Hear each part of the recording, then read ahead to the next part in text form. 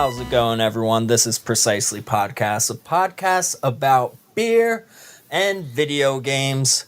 I'm your host, Bo, and with me, as always, we got the birthday girl, the Yuka, to my Laylee. How are you, Kelly? I am feeling old, but I am here. You are 30 now. I am 30. I have just crossed the threshold into a new decade.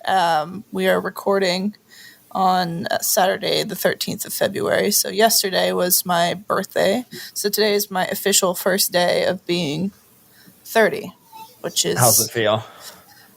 It feels no different, except for yesterday when I was on the phone with my family. My cousin's kids told me I was as old as their grandmother. What? Yeah. My that cousin's true? No. Okay. Absolutely not. No. She's like in her 70s. Okay. But when my cousin told the kids like that I turned 30 years old, they were like, "Oh, she's as old as Grammy." And I was man. And she was like, "I hope that really helped your self-esteem today and the fact that you have to cope with that for the rest of your birthday." It's like, absolutely. That's Didn't amazing. hurt me at all. It's fine. But well, yeah, that's amazing.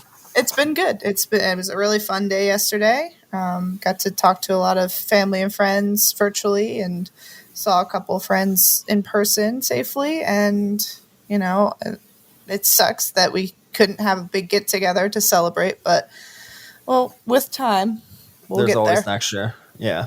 Yeah.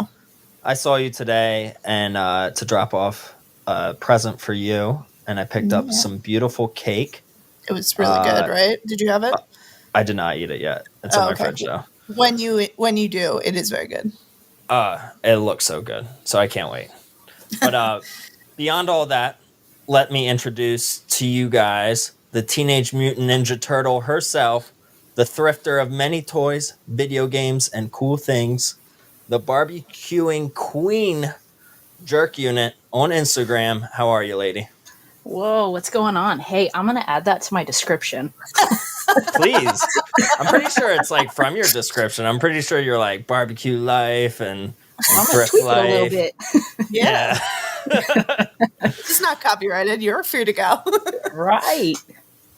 So well, for hey, everyone, Kelly. For everyone, you're Jen. Yes. AKA at jerk_unit on Instagram. We've been friends for a long time on Instagram, and I'm happy to have you on.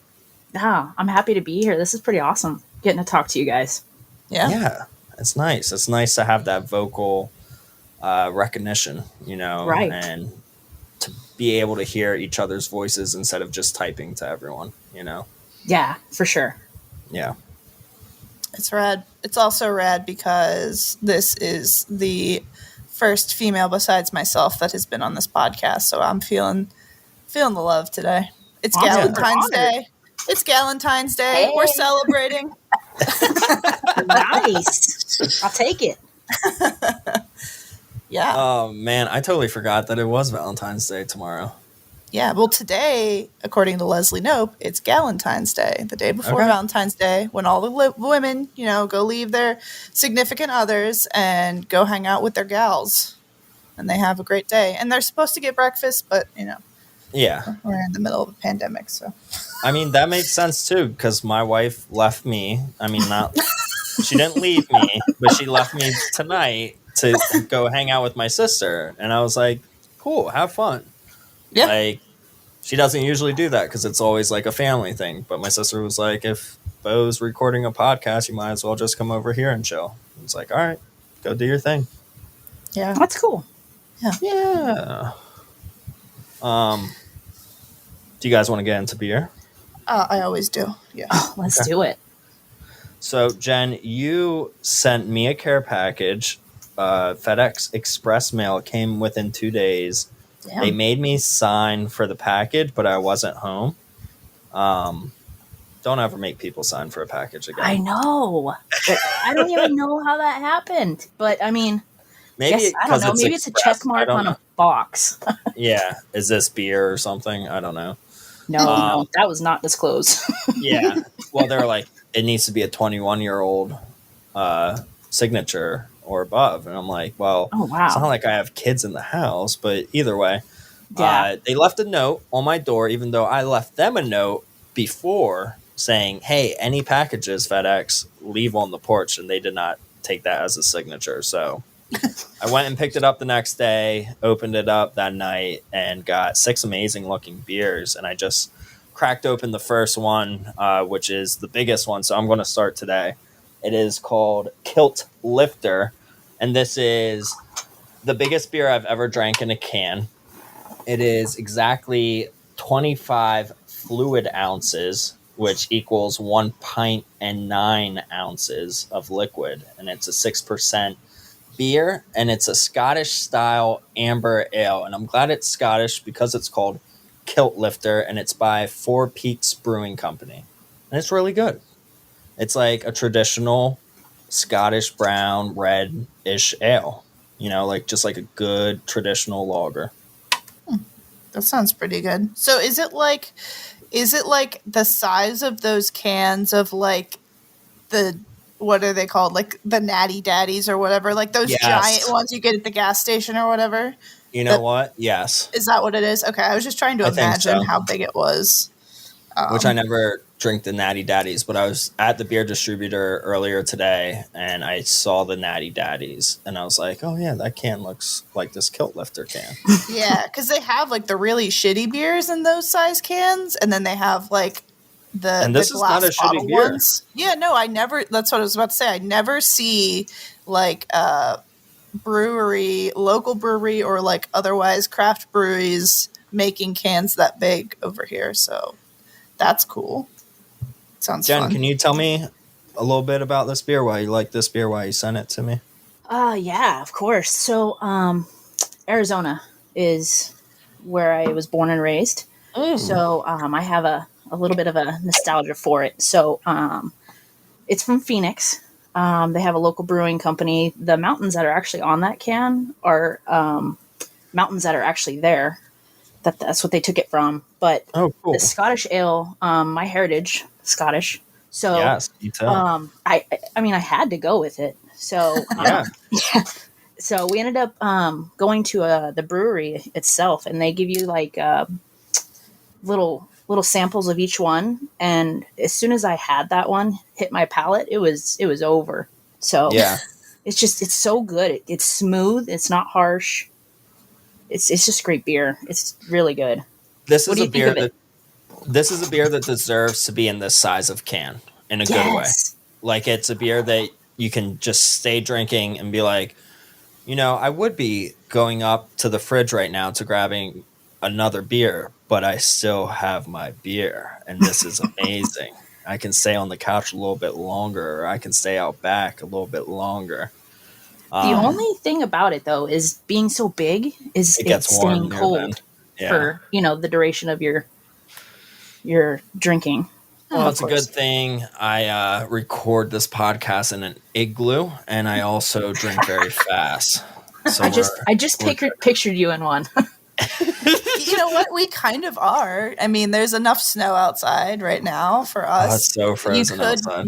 There was a little bit of snow falling earlier, like Yeah, just I like a saw couple that. flakes, and I was like, oh no, not again. Yeah. It's been like every other day it's been snowing. It's like one day there's some snow, then the next day it's like fine, but it's cold, and then the next day it starts snowing again. And you're like, can we just get a friggin' break, please? Just like give me more than one day without snow. You know what but my yeah. pet peeve is? Is that my neighbors, like every other neighbor on my block, has shoveled their sidewalk, and the other one hasn't. And it's like, what is this, guys? Like, That it's sucks. so icy too. Like it's like Yeah. a thin layer of ice. And it's like, come on, like just do your Yeah. thing. That sucks. Yeah. Well, So what are you drinking on, Kelly? so I also have a beer sent from Jen, delivered by Bo. So I am just getting the hand-me-down. It is called Miso Honey Blonde by Ooh. Belching Beaver Brewery. So it says it's an ale brewed with honey, 5.5%. And it says on the can, our smooth drinking honey blonde ale is one of our best sellers, and for good reason. We brew with the finest quality honey available Floral aromas leap from the glass while subtly sweet flavors linger on the finish, making this a beer for all occasions. Good times to you, my friend, and welcome to the Beaver family. Cheers, Tom. I like to imagine that Tom is the name of the beaver that is obviously burping on the can and holding a honey stick and a beer in the other hand. So I don't know who he is, but I hope it's the beaver. Yeah, no, it's looks real good. I'm going to take a sip. We just learned about beavers last podcast, actually. Oh, we did. That's right. I was just going to mention that. That's actually one of the reasons why I sent you that one. Because I listened to your podcast with the Chronicles of a Gamer. That's the one you did it on, right? Yeah. And you guys were talking about the vanilla. Would you say beaver butthole? Yep. Yes, beaver butthole. So it's so perfect that you gave that beer to Kelly because she found that whole situation hilarious. So it's appropriate she has that. This beer is actually super good. It tastes like a blonde or almost like a lager, and then you have like a subtle honey finish on the end of it. Like it's just a hint of sweet at the end. Like you can kind of taste like when you put like honey in tea or something, and sometimes you take a sip and you get a little bit of the honey on it. Yeah. I love that. Yeah, it's super good. I could definitely see myself like drinking a lot of these beers, like in a backyard, barbecue or something like that. That's what this kind of reminds me of. I like that a lot. Yeah, Definitely this is cool. Blondes are for warmer temperature. Oh, absolutely. I'm sure it's still very good. So, where is the Belching Beaver Brewery? Do you know? You know what? I do not know. I know it's local. I think it's Escondido. Escondido here it Oceanside. is. Yes, you're right. It's Oceanside. I see it on the side here now. Perfect. Very tiny print. Yeah, Oceanside, California. Very cool. Right. Awesome. I like it a lot. Yeah, it's a good beer. Definitely. It's smooth when it goes down, so it's not like harsh. Right. Yeah, there's like this beer has like no bitter to it at all. Like very smooth. Like I said, like almost like a lager, and then you have like a little hint of sweet on it, so makes it even smoother. That's how this kilt lifter is too. It's just so smooth. Like it's so easy to drink. Right. Yeah. I'm going to drink it fast. Yeah. I got other beers to drink too. Yeah, I have a second one too, but that I could see like that being another good one for that larger can style too. That'd be cool, like because that's definitely a beer that would be easy to drink. Yeah, for sure. Jen, what are you drinking on? So I have my first one is Firestone Union Jack West Coast Style IPA. It's from Firestone Walker. This one is a 7.0, and it is from Robles, California. Okay. All right, let me give it a try here. I actually haven't had this one yet, so I wanted to find something that I didn't send to you to try out on here.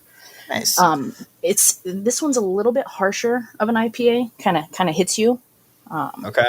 I like harsh. It's really good though, but it's got like a pineapple, citrus, piney aroma kind of thing going on. A little bit of grapefruit.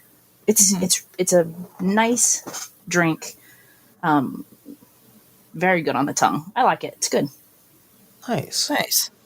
So I want to ask before we move on to video game stuff, while we're still in the beer section here, what's the beer scene like where you're at? Do you have like a bunch of different breweries that you get to pick from when you look for beers and stuff, or are you kind of just like limited to what's in the store or whatever? What do you like to do when you go search for beer? So before all this happened, we would go out to different breweries, and we actually have quite a few here in Southern California that manufacture their beers in-house. So we would go and we'd get flights and try out different ones. So, I mean, it's so readily available. And then our Bevmo, do you guys have Bevmo? No, but I know what it is. Okay. Yeah, they pretty much get all of our local breweries in stock. Okay, and then cool. you can go and get growlers at different ones. So, I mean, it's readily available everywhere. Oh, good. Awesome. That's cool. Yeah, I keep I feel like every time we talk to somebody who's in a different place, I kind of like want to know more about what the beer is like where they are, because I'm just so used to knowing what it is here and what it is like around here. Like some places have like tons of breweries near them, or like some places are, like some people are like in the middle of nowhere and they're like, I can just go down to the gas station and buy Miller Lite and that's it, or something, so like I found myself being more curious about how people shop for their beer in different areas now that we are talking to more people from different places. Yeah. Which is super cool. And Kelly, I just always expect that there's breweries everywhere, you know, and it's not like that always, you know? Yeah. So I was surprised with you guys' last podcast when you were talking about how you get your alcohol or where you have to go in different places.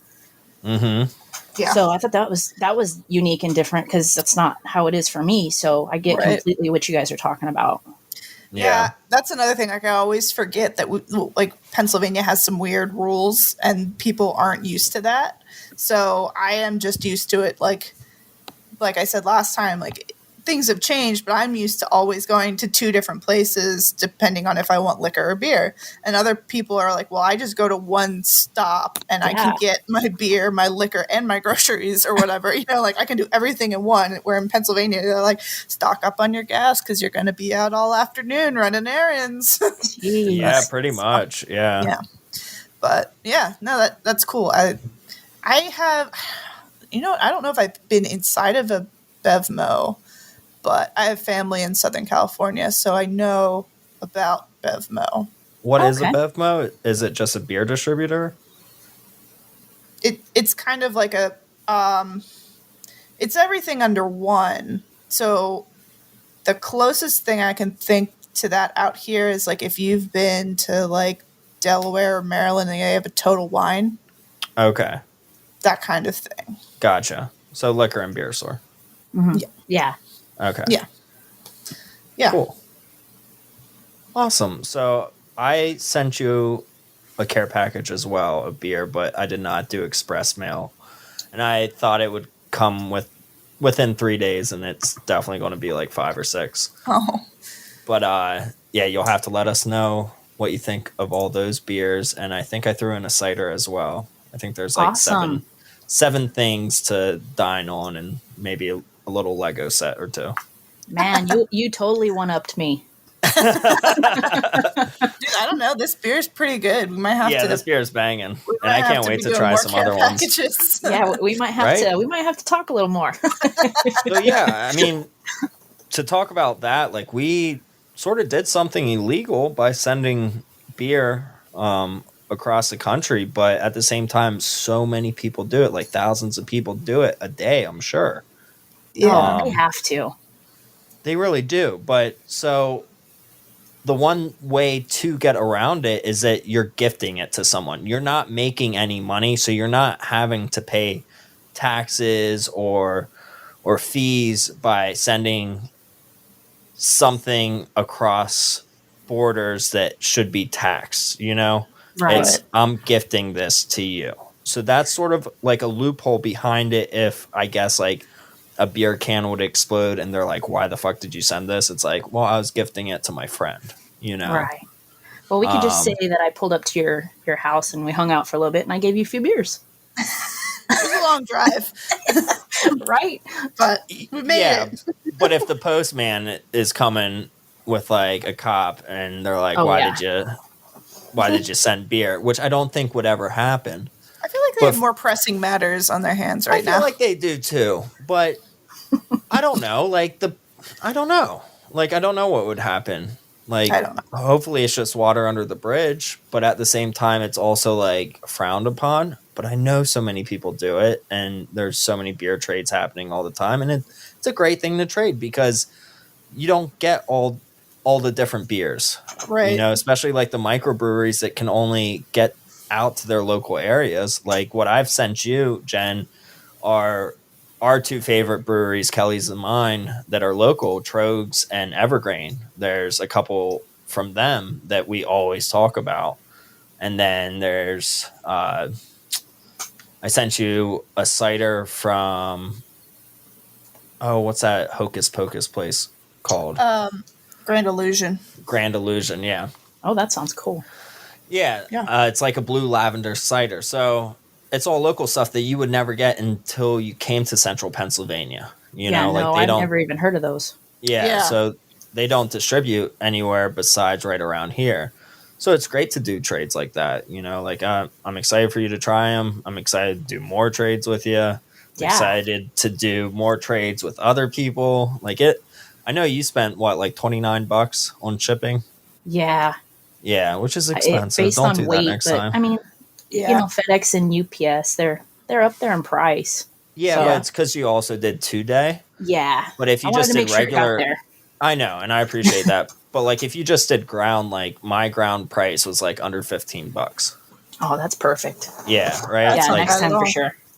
And like I'm picking up this beer for myself, but like I'm picking up a 4-pack of this, a 6-pack of that. I have a few in my fridge already, so it's just like handing out beers to your friend anyway. You know, like here's a 6-pack of a variety of beers that I like. It's perfect.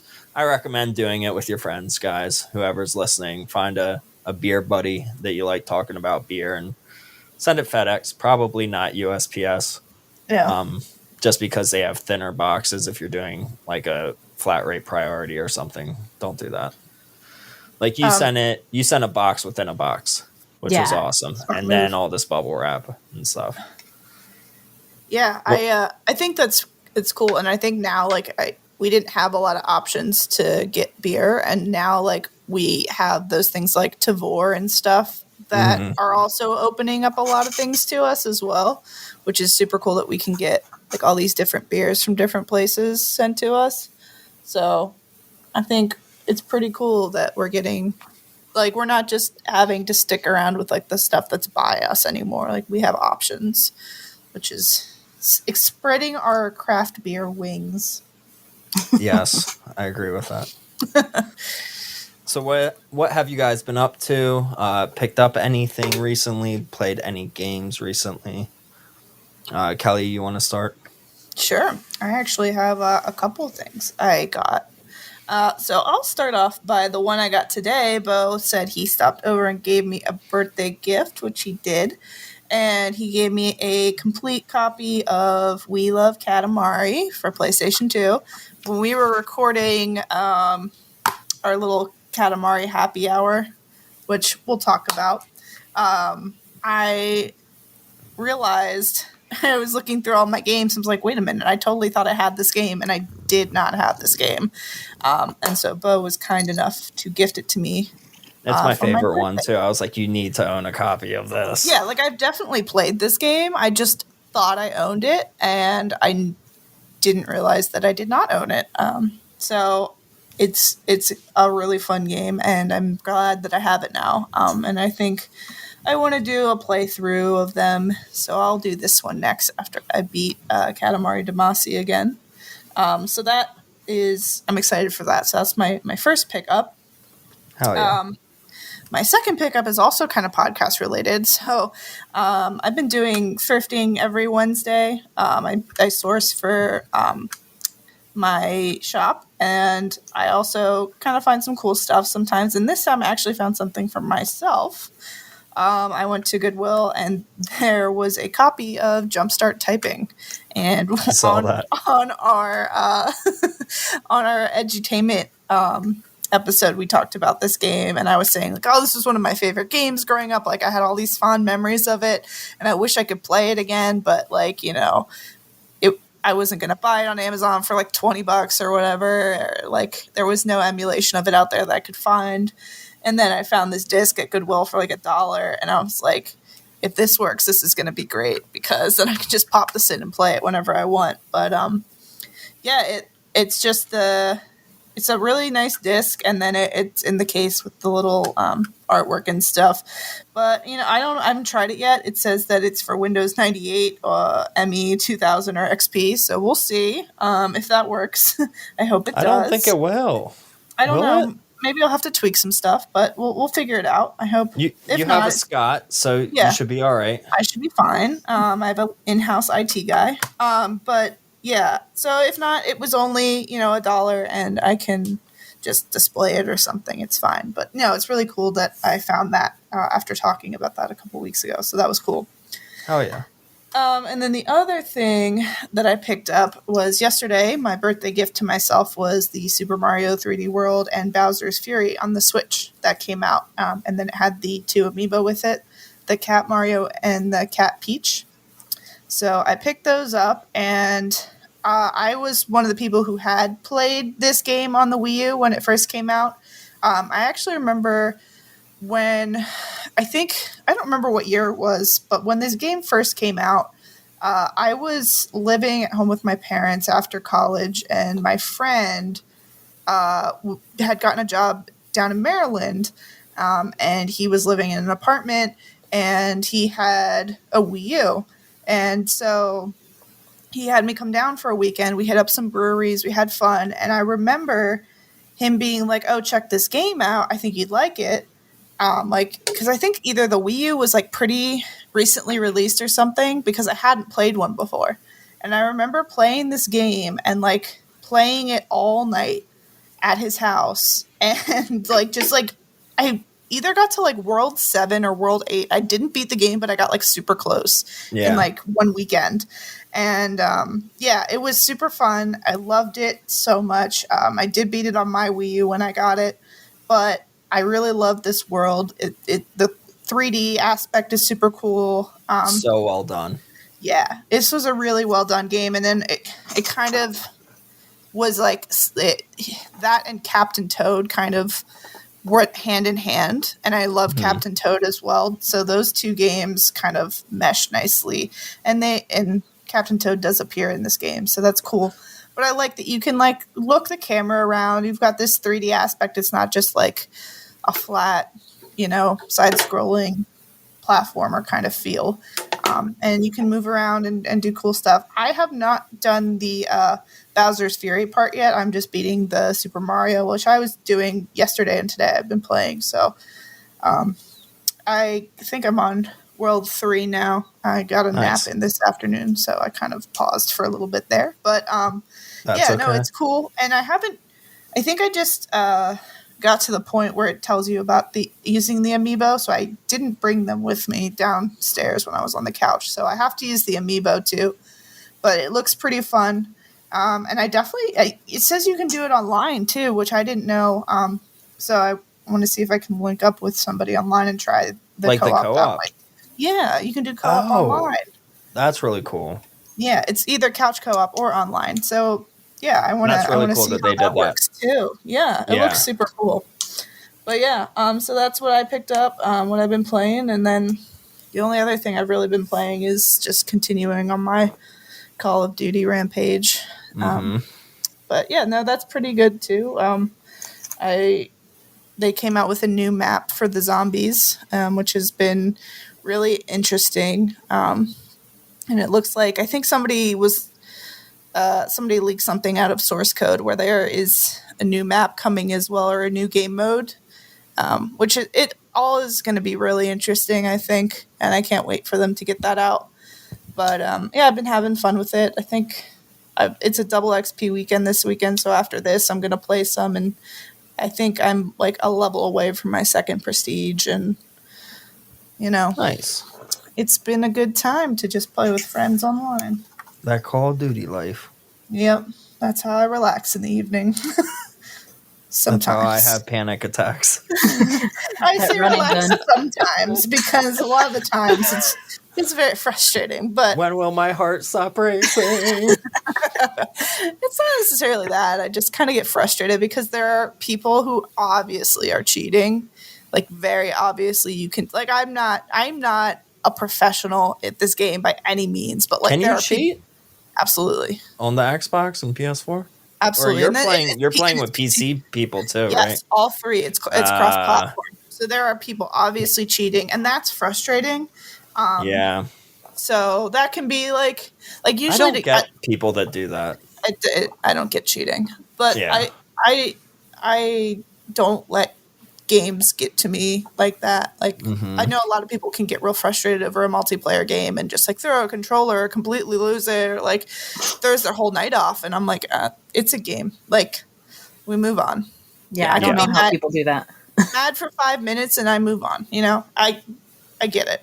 It's a game. It's fine. Yeah. It's not the end of the world. And like I said, I'm not a professional at this. I never claim to be absolutely the best, but you know, I just have fun playing with my friends and I enjoy doing it to unwind in the evening. And and it's always great when you're playing against people that aren't cheating too, because then it's just like a fair match, you know?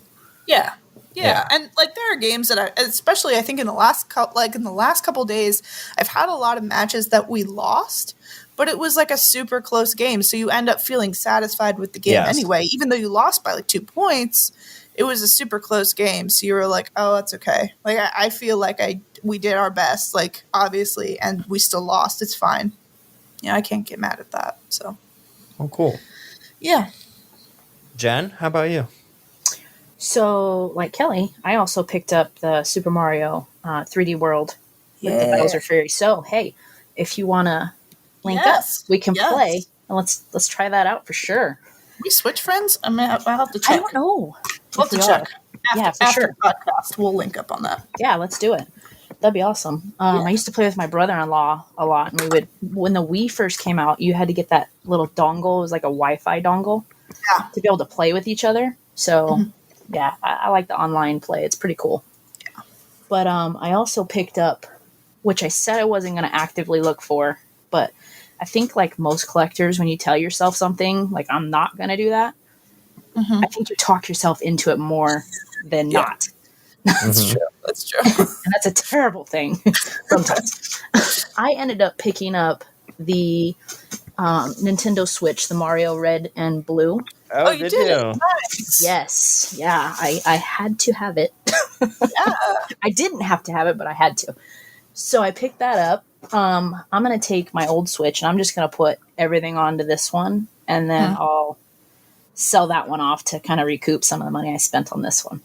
Was your old one like the original version? Yeah. Yeah. The launch version? Okay. Yeah. Yeah, that's smart. Yeah. So how do you like it? I haven't even cracked the box yet. Also such a collector problem. It's like you buy this thing and you're like, this is so cool. And then like 3 weeks later, you're like, wow, I haven't even opened this yet. I know. Yeah, for sure. I totally thought it was a Spider-Man Switch when I first saw pictures of it. And then someone sent me their YouTube video today that I'm like close friends with. I don't usually watch people's YouTube videos unless like I watch YouTube videos, but like this friend showed me his video. I'm like, yeah, I'll support you. I'll thumbs it up, whatever. And he was unboxing one of these and I was like, oh, cool. And I'm like, oh, it's not Spider-Man, it's Mario. Like, I didn't even pay attention to it like that hard, but I was like, I just thought it was Spider-Man being red and blue. Makes You sense. could probably get some vinyls of Spider-Man and slap them on there, and you wouldn't know the difference. Yeah. I thought it was cool that the actual Switch screen itself is red on the back of it. Like, it really stands out that way, you know? And like the frame of the screen is red on the front of it. Right. Yeah. I'm not a fan. Cool. I'm not a fan of the Joy-Con holder of that being blue. I feel like it's too like too patriotic or too Spider-Man-y. Well, it's supposed to be his overalls. Yeah, I guess. Like when you look at his outfit, he's just wearing red and blue, and then his shoes are like black or brown. And they should have put a mustache on the top of the Joy-Con holder. That would have been cool if they put like a Mario M or like a mustache or something like something, or maybe even a small Mario or something. I think so too. Yeah, maybe like a silhouette or something. At least just a little something to make it stand out. If you look at like all the other different Switches that were like special edition, like this one's very plain. A lot of the other ones had like etchings in them or you know, some sort of picture on it or whatever, some sort of design. And this one has like, it's just red and blue. It's Mario. Duh. Yeah. No, exactly. I don't know. Yeah. Well, that's cool. That's though. cool. Yeah, for sure. I'll definitely probably spruce it up we have one of those vinyl creator machines. What I forget what they're called, but Crickets. Yeah, Cricket. There you go. So I can I cool. can whip something up and kind of make it stand out a little bit. I would totally make a mustache then. So Yeah, I'd definitely do a mustache at the top of it. And you could probably sell people mustaches then too for their own. That sentence, just like if you could just clip that sentence alone and just sell the mustache. Just sell the mustache. And people would be like, what is this podcast about? What are they even talking Who wants a mustache fight? We're just selling mustaches to the public. And that's all. Oh, cool. I also saw you were playing Paper Mario Origami King. Did you finish that yet? I cannot put this game down. And when I'm at work, I can't wait to go on break or just disappear for a few minutes and play. Really? You bring it to work? I do. Top secret. Don't tell my boss. Hey, you can do whatever you want to on your half an hour. Right? And you can tell your boss that too. I used to bring my 3DS to work all the time. Yeah, I remember you saying that. Yeah, no, but this game is addicting. So I have it on the Wii U, and I played it, but I didn't really get fully into it. And that's Color Splash, a different one. Color Splash, but it's a really good game. Very fun. I just kind of had one of those squirrel moments where you move on to the next game. Yeah, right. That happens. Yeah. So this one's really sparked my attention, and I like it. It's got different scenes in it that kind of remind me of like Wind Waker. I can see that. Yeah, so it's got some cool stuff in it, and I wanted to finish it before I picked up Super Mario 3D World, but I have a 4-year-old, so it's not always feasible. Yeah, that's true. Do you like the battle mode in it? Like, do you like that? How it's like the rings and everything? I think it makes it unique. For this game. At first I'm like, oh, this is annoying, because every time you run into an enemy, you're right into a battle, and it's like, man, I want to move on and explore and do things. So that was one of the things that kind of turned me off about Paper Mario was that aspect of it, because whenever you think of Mario, you think of like Super Mario, where you're running and jumping and just quick. Yeah, and you just jump on them and it's over, Yeah. Right.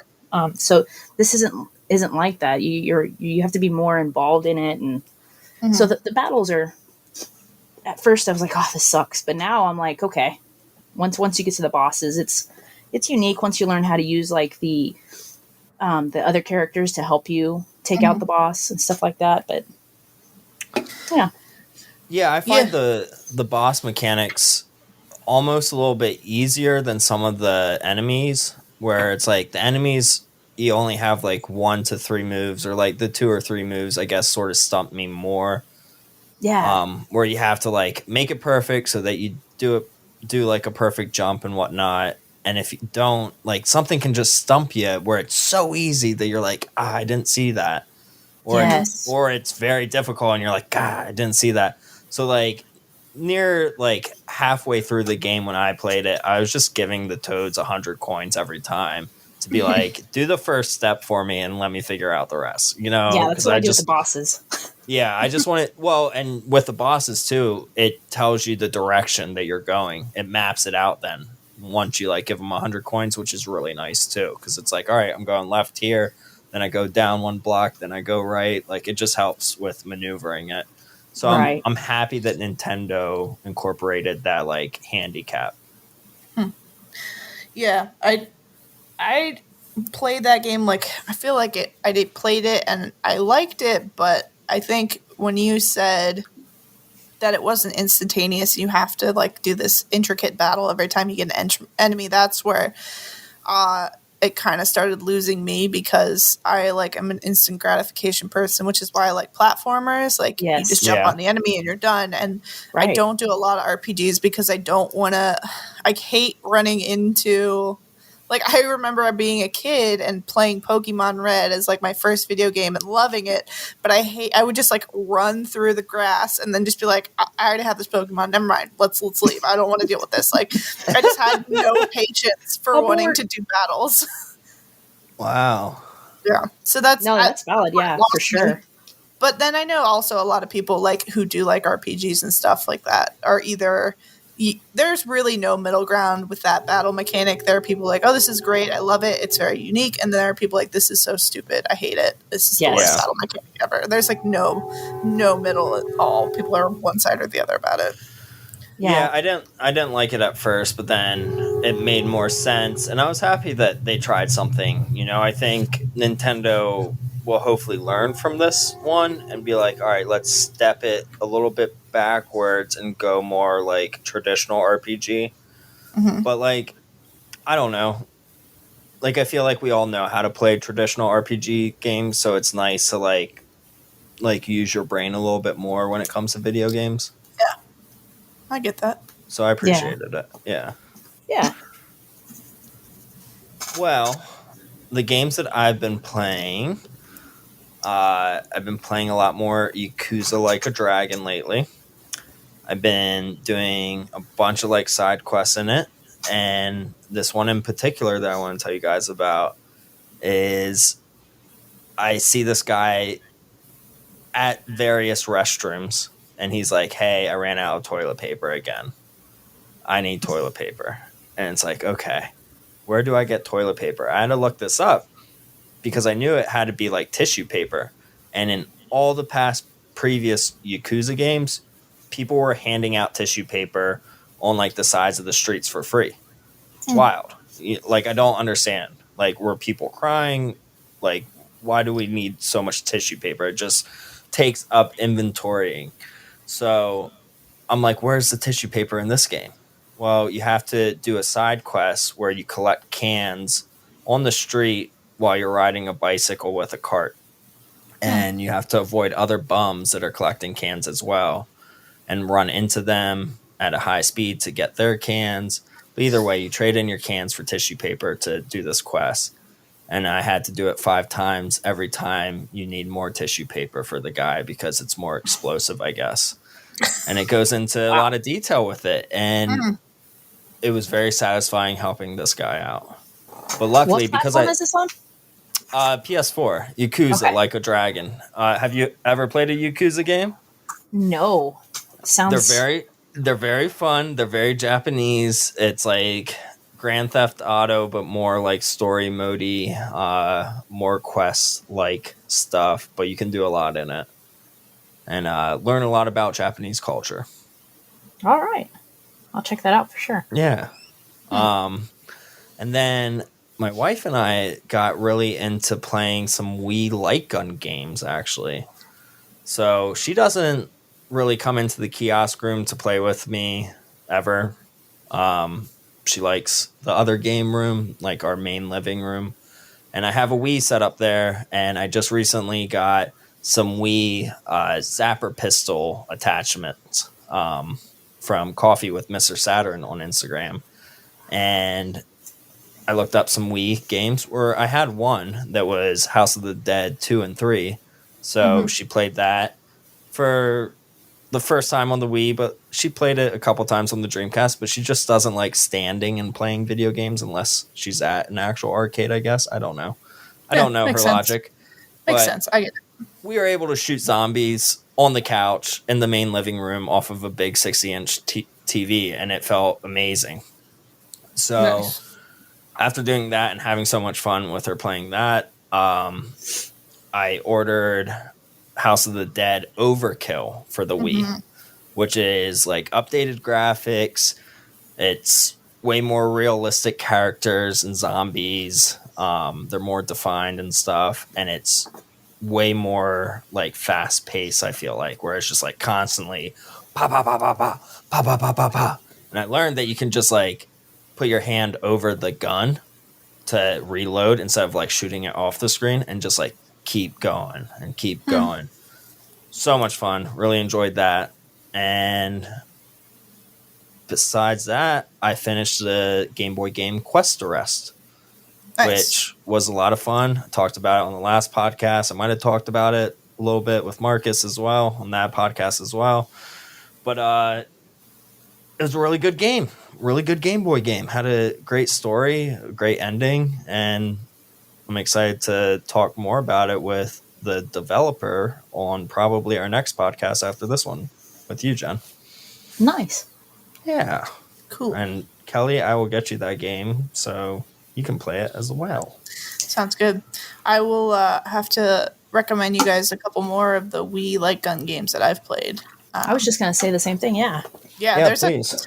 There's a ton of like rail shooters that you can use like the zapper attachment with on Wii games. That's super fun. The one I can think of, the first one I tried ever on the Wii at my friend's house when, I don't remember when that was, but it was a long time ago. And you can do it co-op, is the Dead Space extraction game. Oh, okay. That's kind of like, it's like zombies in space essentially. But yeah. So that's a really good light gun kind of game. They have that Mad Dog McCree collection on the Wii, which is cool. And then, there's a bunch I have. I'll have to think about more of them when I'm not looking at my shelf. But yeah, there's a bunch more that I have that are super fun. I do love the games that use like zapper attachments on the Wii. It works really well. They're enjoyable for sure. Absolutely. Yeah, they work so well too. Yeah. Another good one would be, have you ever played that Resident Evil, the Umbrella Chronicles? No. It's a light gun. Yeah, I think that's the one I'm thinking of. I think you're right. You just point and shoot, and it kind of shifts and changes, like most light gun games. But it's pretty good. I liked it. So awesome. Yeah, I'll definitely check it out. I feel like Resident Evil 4 for the Wii might have been a rail shooter as well. Sort of. I don't remember. It might have been.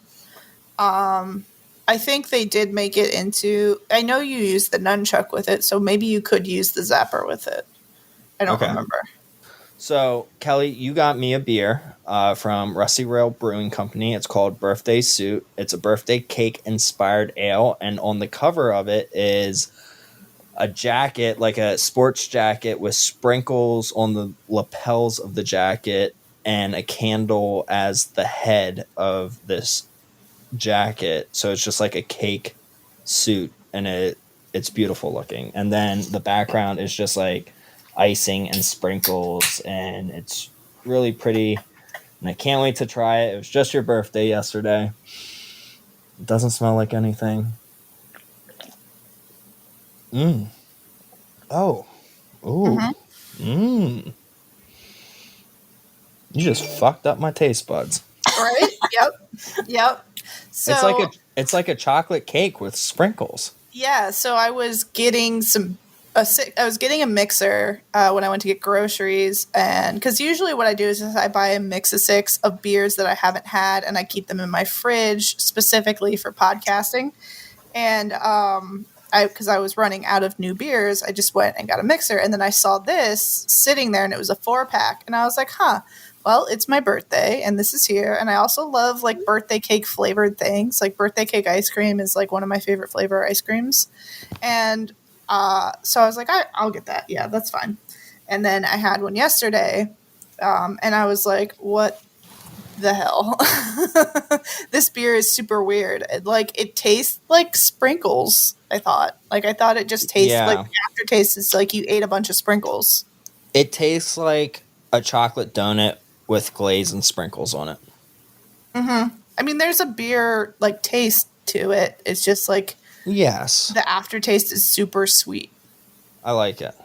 Yeah, it's pretty good. It's definitely not one that I would drink like 2 of in a night, but it was a cool beer to try. Yeah. Thank you. I like it. What is the percent on it?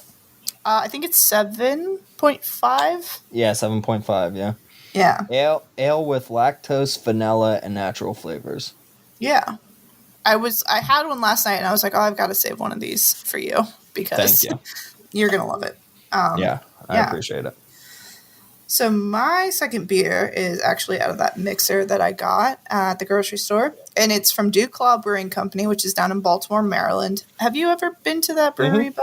Okay. Yeah, I've not been to the brewery, but I've had plenty of their beer, and when I worked for 0 Day, we were like friends with Dew Claw, and they've helped us brew beers when I was working for them, and I think we competed and stuff as well.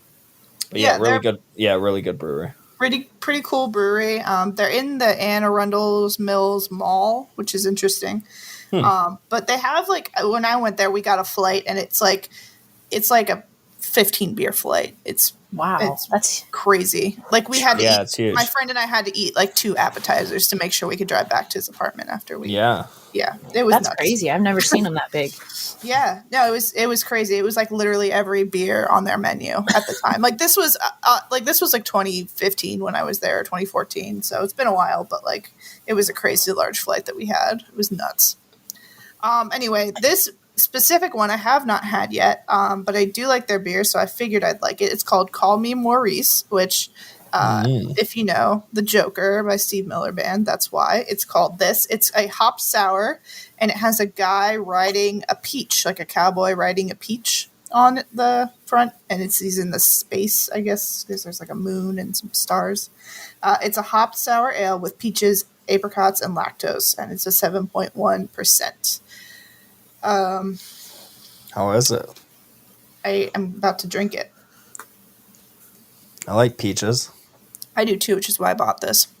It's like a peach ring, like the gummy peach candy.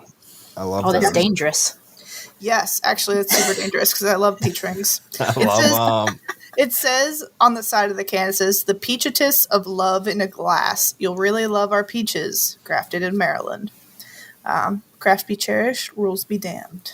That's pretty much it. Call Me Maurice is a hop sour with peaches, apricots, and lactose. So whether you're a lover, sinner, or space cowboy, hop on this smooth peachy sour. You may end up a grinner. Absolutely, this beer is phenomenal. It tastes like a peach ring. I'm so excited. I want more of this. I want some of it too. It sounds really good. I might have to go buy more. I'll see if they have like a 6-pack. Yeah. Get me one. Good. I will. Yeah, I really like this beer. They make really good beers. Like I think I've only had like 1 or 2 beers I didn't like, and one of those was like they made like a chili pepper stout or something one time. I did have that one. I didn't like that one. I can't do spicy beers. It doesn't mesh for me either. No. I like spicy food, but yeah. No, this one's super good. It's really, really sweet and peachy. And this is a good, like, I guess like a beer to like end your night kind of thing, like a dessert beer. I like that. Yeah. Cool. So, what are you drinking on, Jerk? So, speaking of spicy, I've never had a spice beer. I've had like a jalapeno mixed drink.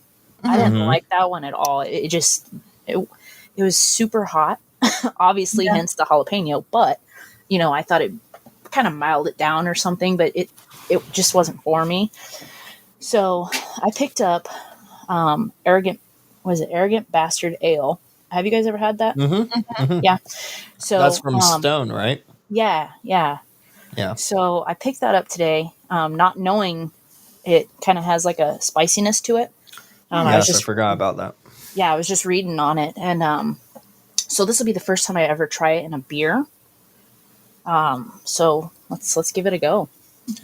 It's a high ABV, right? 7.2. Okay. okay. That's less than I thought. It's kind of like it's kind of got like a coffee flavor taste to it. Not harsh. It's very, very soft. And it's not overpowering either. So it's pretty smooth to drink. So I don't really know why it's got that spicy kind of review to it, because it's not really that harsh. I guess it's more the aftertaste. It starts coming on. Yeah, I haven't had one of those for a while, but I can kind of remember it was like a darker tasting beer. Yeah. That's what I remember about it. I don't really remember a ton of spice to it. Yeah, it hits you like afterwards, but I mean, I don't know, it's something I'd buy again. So I actually grabbed a couple that I haven't tried before for this occasion, and this is one of them. So also, when I'm looking at these beers, like on these craft beers and things, if they have like good artwork, it draws my attention in even more. Absolutely. And then if it's band related, or directed towards that, that draws me in too. So, you know, when it comes to picking out beers, that's how you should advertise them. Absolutely. Yeah. I love those bright colored like beer cans and stuff like that. It definitely or like a super artistic one. Right. And like anything with like retro colors that picks in instantly. Yeah. Yeah, we're all about like labels and covers and logos and everything. Like it definitely reflects. And sometimes like I'll like contemplate about buying like, I know that this is like from a microbrewery, but it looks so plain and it looks so basic. And sometimes those are really good too. Yes. So 100%. if it looks like they put effort into a basic label, it might be good as well. It's like the opposite way of thinking too about things. But yeah, I agree. Like you can't always judge a book by its cover. Yeah. Yep. That's what I was going to say. Yeah. Of course. Yeah, but sometimes you have to. And and take that leap of faith. Yeah. But yeah, cool. Awesome. Well, before we get into the interview with you, Jen, Kelly, do you want to say our plugs? Yeah, I can do that. If you like what you are hearing so far, make sure that you rate, review, and subscribe. Share this podcast with your friends. Check us out on our socials. We're at Precisely Podcast on Instagram or Facebook. Check out our website, precisely.live, where you can find more information and donate to our Patreon to keep more episodes coming. Awesome. All right, Jen, you ready for this interview? Let's do it. Cool. So everyone wants to know, especially me, where did the name Jerk Unit come from? I definitely knew this was going to be on your list for sure, because a lot of people, they're like, I think it grabs their attention when they see it. And then they're like, what the heck? So when you and I, Bo, were talking about this the other day about AOL and, older systems. Well, I set this up way back in the day when all that was happening. My personality is such that I'm pretty sarcastic once you get to know me, and get comfortable. That this was about the time when 50 Cent came out and his thing was G Unit. Oh my. So I was being sarcastic and I was like, well, I'll be J Unit. And then it turned into Jerk Unit. And it just stuck. And the thing about Jerk Unit is you can't add like Jerk Unit Gaming or like it's a standalone on its own. So it just stuck, and I don't know. It's like marketing. It grabs you. I like it. So it is. That's cool. I think we talked, I don't know, like right in the beginning of when I started my Instagram, and we were talking for a while, and I said something like, thanks, man. And you're like, I'm actually a woman. And I'm like, I never would have guessed that because your name's Jerk Unit, and I don't know why that has to be like a male thing, but like I was just like, I don't expect a female to have a name as Jerk Unit. Like, oh, I know, I get that. And it threw me off. Yeah. They're like, oh, thanks, man, that's awesome of you, or thanks, bro. And I'm like, yeah, okay. I mean, once I get to know you and we kind of exchange more conversation, then I'm like, hey, by the way, my name's Jen, it's nice to meet you. And they're like, what? Yeah, it's wild. Like, I mean, you just don't really see it as much in the gaming community. Like, yeah, there's a lot of women that like collect and game, like Kelly and you. There's also a lot of women that just take pictures of themselves because they know that they're going to get likes from nerds that like women taking pictures of themselves. And at the same time, like, I don't know, it's a male dominated thing, but at the same time, there's so many females that are gamers and collectors too. So yeah. Dude, if I had $1 for every time somebody who didn't know me on Instagram or who like was buying something from me and asked me a question and I responded and they said thanks, if they called me bro, man, or dude, I would probably have $1,000 by now. Oh man, I'd be so rich I wouldn't have to hustle.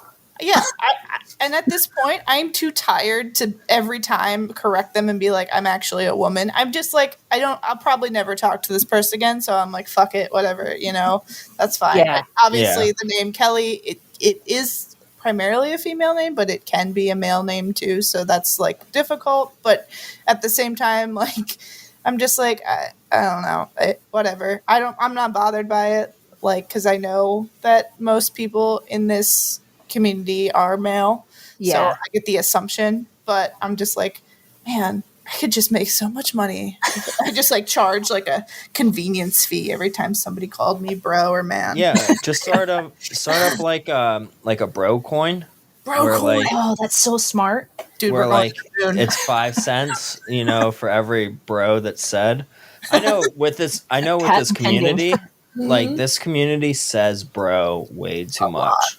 A lot. So much. And like I used to call out people when they're like talking to each other and they're like, thanks, bro. And they're like, no problem, bro. And I'm like, all right, bro. Like, and they're like, what?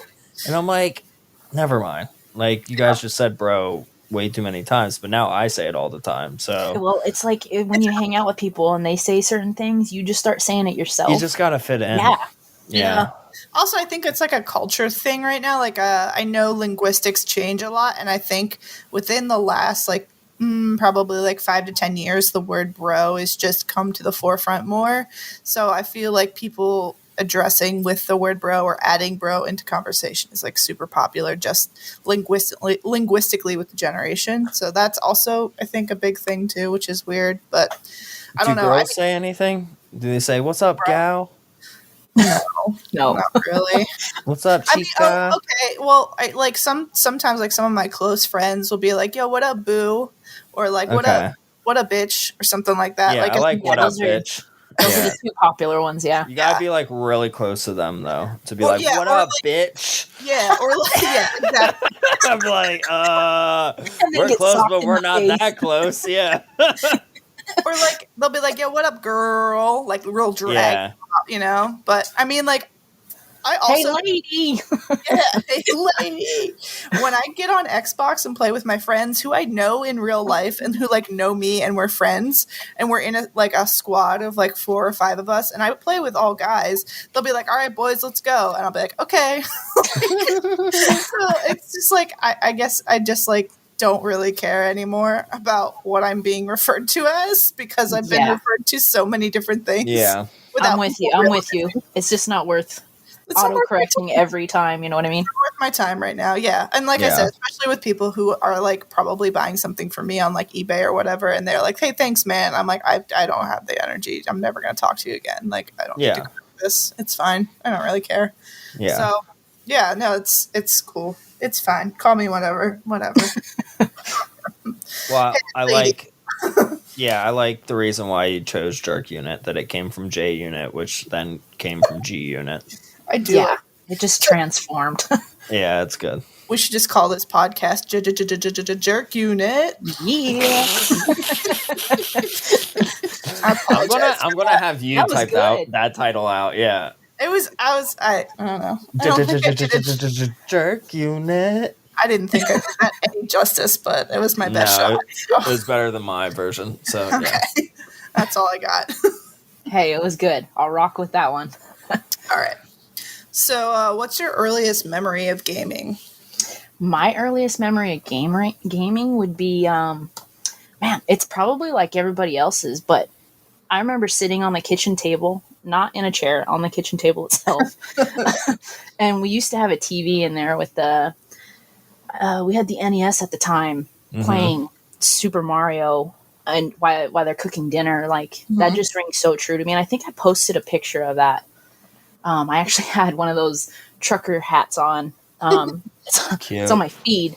But not only that, but I remember playing the Game Gear. That was my go-to system. And I actually have that system still.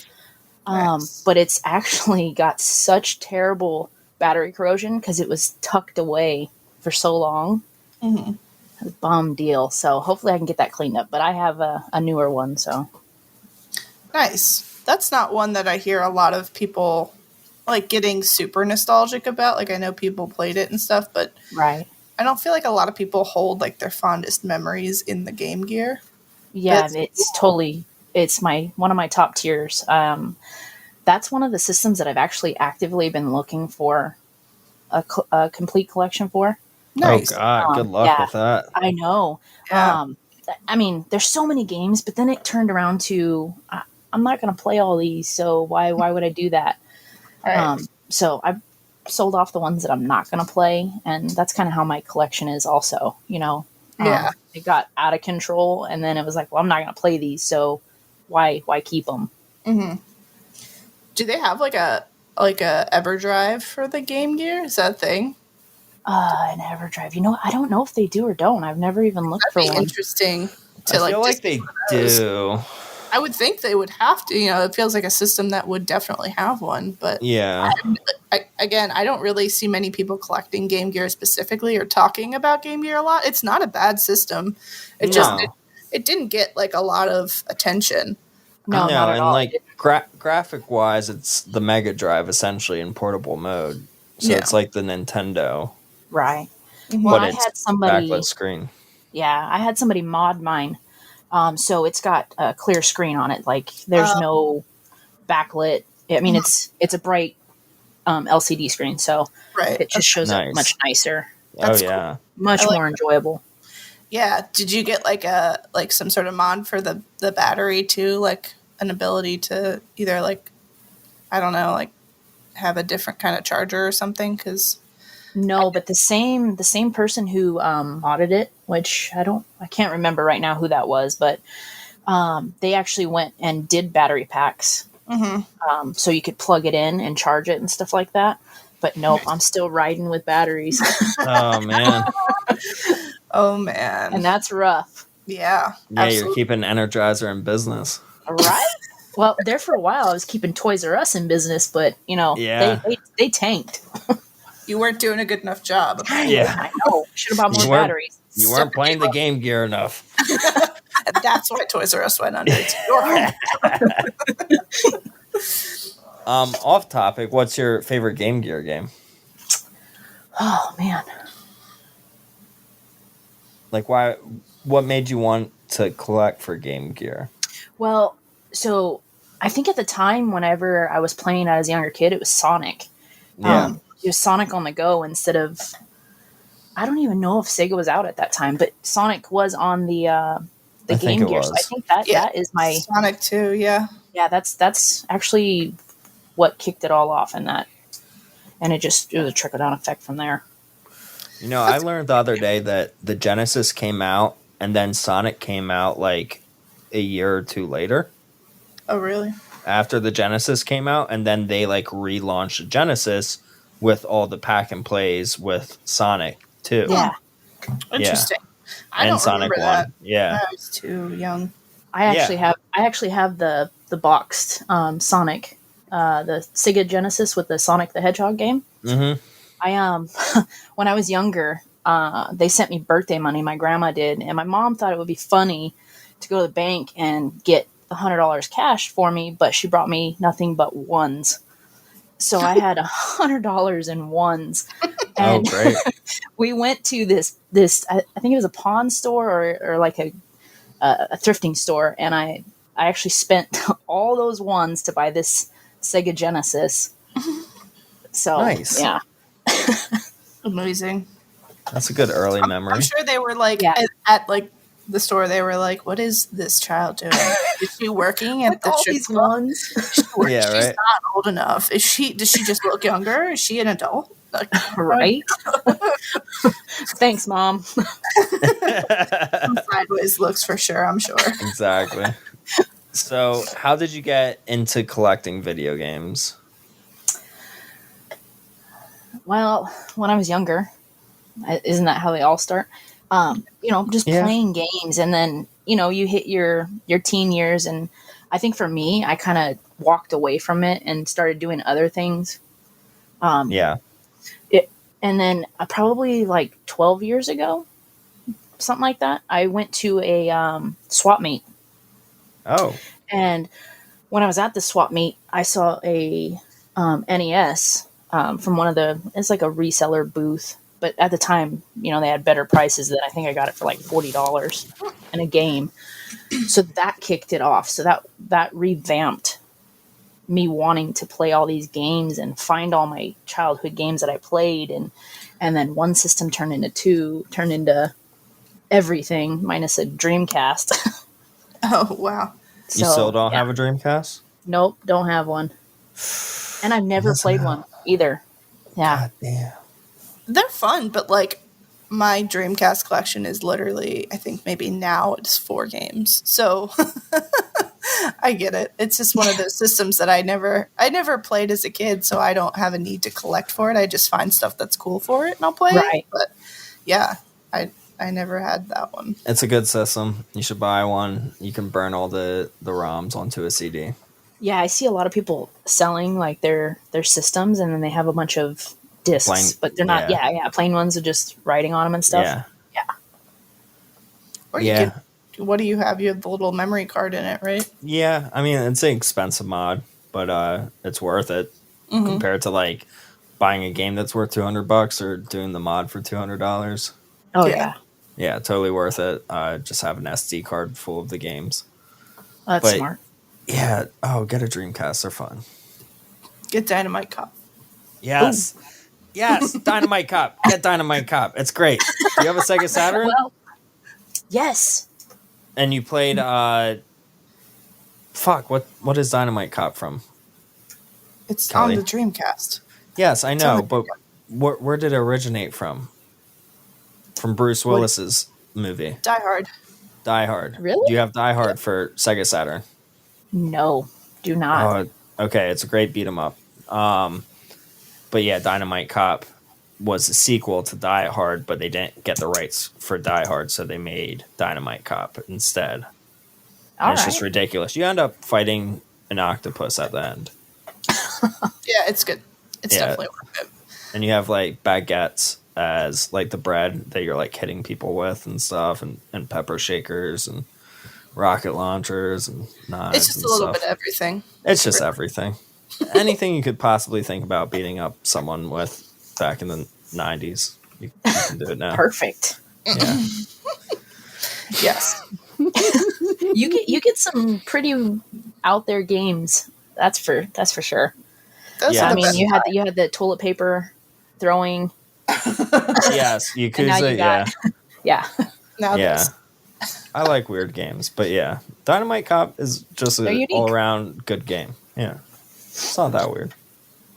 It's a little weird. It's a little weird. Let's be honest. It's a little weird. To have Italian bread that you could beat up someone with is a little weird, but that's what makes it good. It's got to be stale bread, right?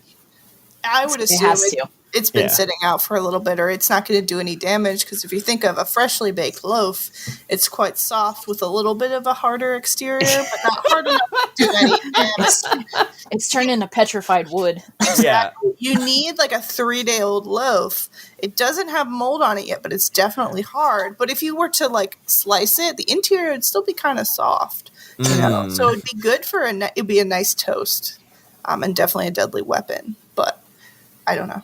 You gotta have one homeless person turn it down, and then it's good.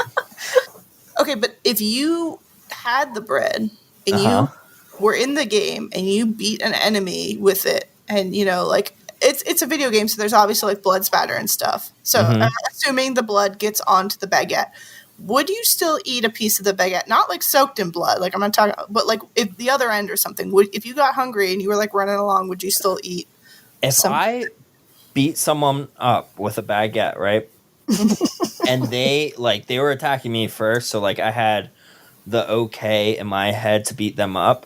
Right, yeah. I would have so much fucking adrenaline after whooping their ass with this baguette that I would love to eat their blood. I would hope that the blood of the enemy was soaked onto the baguette. I didn't ask about the blood.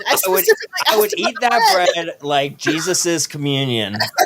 And I would fucking chomp it down and keep running while stabbing people with the sharp parts of the baguette. I would carve down this baguette. Oh, you'd whittle it was like little sharp spikes to stab the next person in the heart. a baguette bayonet. Is essentially what you're telling me. Okay. It'd be baguette. Wait, nope. Yeah, baguette. Bayonetta, but baguette. What would that be? Bagonetta. Yeah. Yeah, that's close for, enough. For the Wii U. We'll leave that there. Yeah. All right, Bagonetta. Okay. It would be that.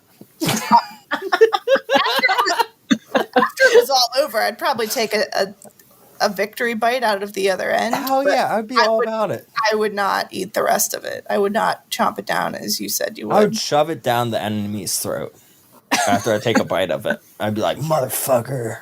Well, to switch things up, I just spiked that son of a bee. Yeah. Yeah. No, I'm just kidding. That's fair. I can see that. All right. We totally got off topic on that one. I know. Oh, no, it's fine. I Far liked left it. field with bread. It was good. I had to know. They would call me the bagel thrower. So are you saying that you would now have only specifically baked goods as your weapons? So you would have a bayonet out of a baguette, and you would have like ninja stars, but they're bagels? They're bagels. It's seriously fitting for you, though. Yeah. After what you said. The carbo loader. Yeah. Yes, that's even better. There you go. That'd be good. Mr. Carbs. Mr. Carbs. Dr. Carbinator. No, this is getting worse. Gluten. Mr. Gluten. Yeah. Dr. Gluten. Okay, that is your backstory is that you have celiac disease. Oh, God. And you can't so you're punishing everybody else with gluten because you can't have it. That's your backstory. I understand now. Okay. Amazing. Makes perfect sense now. Okay. I'm fine with that. All right. Jen, what's your favorite video game? No, I already said that, didn't I? No, you did the how'd you collect video games? Didn't you say that? Yeah. Or system to collect for? I don't know. Yes, you did that. Yes, you're right. So favorite video game. Favorite video game. Man, I have so many. But if I narrowed it down, this one's probably pretty basic, but Bomberman Generations for the Wii. Oh. Okay. That the opening tune is just so catchy, but I love Bomberman in general. So I think I have that almost on every system that's obtainable. Kind of like what Katamari, what you got going on with that. You know, you have. I like him a lot. That's good. Yeah. It's an interesting game. It's kind of I think maybe I played like one Bomberman game, but it's essentially more of like a puzzle kind of, right? Basically, yeah. You have to work your way through it with bombs and knocking down blocks and stuff like that. Right. But in the Generations game, it's kind of like an RPG, right? I mean, you're actually moving around as Bomberman, not in a puzzle, but in a platform kind of environment. So that's why I think that one's a little bit more unique than just getting through a puzzle and dropping bombs and. Yeah, that's cool. Yeah. J Unit, I drop bombs. Watch out. So, what's your favorite system to collect for? Favorite system. Oh man, I am all over the place. I think right now for me, I'm gonna say the Wii. Really? Okay. Yeah, Awesome. which is I mean, not many people I think would say that, right? No, I honestly I've been not a fan of the Wii for the longest time, but all these light gun games now that I'm learning about and playing them with my wife. They have so many good games. Yeah. That I didn't even recognize, and now they you utilize can't find the controller the proper way. Yeah. Which I always hated the controller because they utilized it in a way that's not like a controller. It's not natural to pointer. gaming, right? Yeah. Yeah. But really, I like those weird things about it now. I'm Right. like, okay, I understand this. It's different. Yeah. Yeah, I think that Wii is it's a good system. It was very interesting. Like nothing was like that when it came out. So it was very popular when it arrived. But I think it almost has like stood the test of time, because if you think about it, that generation was a while ago, like 10 years ago at least. Like almost more. Like you've got this game system that doesn't even have an HDMI port. Like it's an RCA port. Like, and these games are still selling for like outrageous prices sometimes. Some of them, yes. Some of them are holding their value. Some of them have exceeded their value.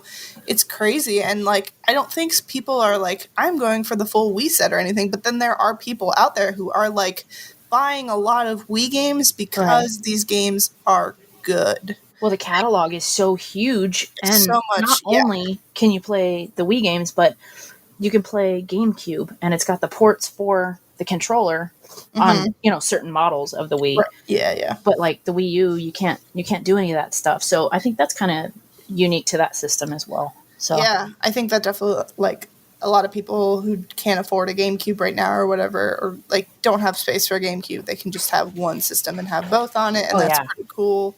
And also, like, playing Wii Sports, it doesn't matter if it's 2009 or if it's 2021. That game's fun. The game's so much fun. For sure. We just did like a bowling like little tournament, and that it just never loses its stamina. Whenever you're playing those things, it's just fun. Yeah, and that's why it's still like a $20 game. Like, these games are good. Like, there were a lot of really shitty games on the Wii. I'm not saying every game is good, but like 100%. There is a lot of really nicely done games, and that are just really fun to play. And so I totally agree. The Wii is a great system, and there are a lot of people out there who hate the Wii, but I love the Wii. I love it so much. And it's nice that so many people bought into the Wii. Like, it's one of the most purchased systems that you can find it cheap wherever. Well, it's gone up. Yeah, on eBay. During the pandemic, man, but like, yeah, thrifting wise, you can still find a Wii anywhere, yard sales or whatever. Like, so many people have them still. Well, my Goodwill has gotten a little up there in price. The other day I was there, and they had one of the black Wiis, and I think it had the hookups and stuff, but I don't think it had a controller, and they wanted $40 for it. Oh, wow. I mean, with a controller, you could probably get $60 if you were trying to flip it, you know what I mean? Maybe even a little more.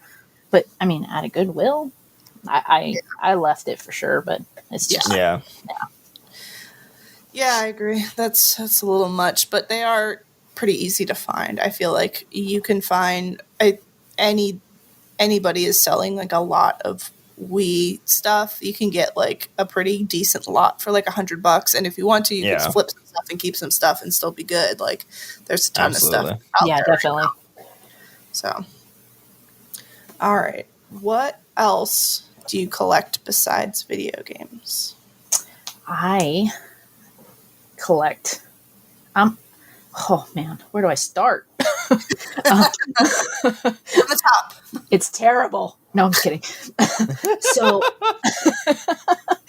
when I was younger, I'd played Legos with my cousins religiously. That's just what we did. We'd sit around, build stuff, and just play. So I'm definitely huge into Legos. I love Legos so much. Yeah, and if you look at my Instagram, you'll see that I'm very big on turtles. So yeah, that's pretty much an addiction. Yeah, Ninja Turtles is it's a slippery slope. I feel like a lot of people start Ninja Turtles and they don't know, like they just can't stop, because it's just there's so much out there. Like, I have a friend who like, when I started selling toys and stuff, she was like, oh yeah, let me know if you have any Ninja Turtle stuff, because I love Donatello, and I've just been buying Donatello stuff. I'm like, oh, okay, sure. And then, she's got the comics and stuff, and then I started telling her like what I'd get in when I get Ninja Turtle stuff. She's like, oh, I'll take that and that and that and that and that and that, and then all of a sudden it's not just Donatello anymore. It escalates. Yep. And you just can't stop. She's like, oh, I just really like the way that looks, or like whatever, and she's like, oh, I just like all of them. And yeah, so it's a slippery slope with turtles. It is. I just picked up the Vernon set from NECA, which I hunted that thing for so long, way longer than I should have. And I'm ashamed to even tell you how long I did that for. But so I don't need every single turtle from every single collection. I just want unique ones that just pop out to me. And I mean, like a Donatello from one set or a Raphael from another set. Like I'm okay with that. I don't need 15 of the same one. Mm-hmm. Yeah, I like those NECA sets that they've been coming out with. They look really nice. They got so much detail on them. Yeah, I'm not a turtle collector at all. Yeah, but they look so very well done. Yeah. Yeah, like they really took their time and like put a lot of effort. How big are the figures? Like the 12 inches? Or smaller? No. They're much smaller than that. Okay. I think they're your standard. 8 inch? I don't know, 8 inches or something. Yeah. Okay. Yeah. Yeah. So, what got you into Teenage Mutant Ninja Turtles? As a kid, I guess I'm going to resort to that a lot. Yeah. But again, my cousins. Like the cartoons, I guess? The cartoons, and we used to play with the action figures when we were kids. Mm-hmm. I grew up with a bunch of, my cousins were all boys, basically. So this is, I mean, you just rode along with them and played. So, we would play with all these figures. Like, I remember the military, Michelangelo, and just those different things, and they stood out. And, yeah. So I never stopped holding on to those things. Yeah.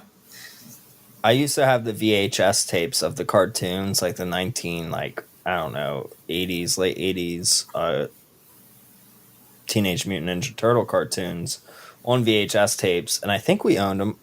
We might have rented them and then like bought them from Blockbuster or something. But yeah, they were great. Like there was like 3 or 4 episodes per tape. Yeah. And I would just watch them religiously. Like they were just so good. Yeah. You can watch them. They have so much you can just watch them over and over again, Yeah. Have it on in the background while you're playing or whatever. Yeah. Background noise. For sure. Yeah. I think that like a lot of the stuff we did as kids really shapes us when we get into adulthood, like what's going to stick and make you happy. And it's cool to find out what it is for everybody, because it doesn't matter like who you are. It's just everybody grew up with something differently and it stuck differently to them, or they have some memory with it. Like I didn't watch the Ninja Turtle cartoons, but I remember the toys. But I don't I had a kid that I knew that I used to play a lot with in like preschool because our moms were friends or something.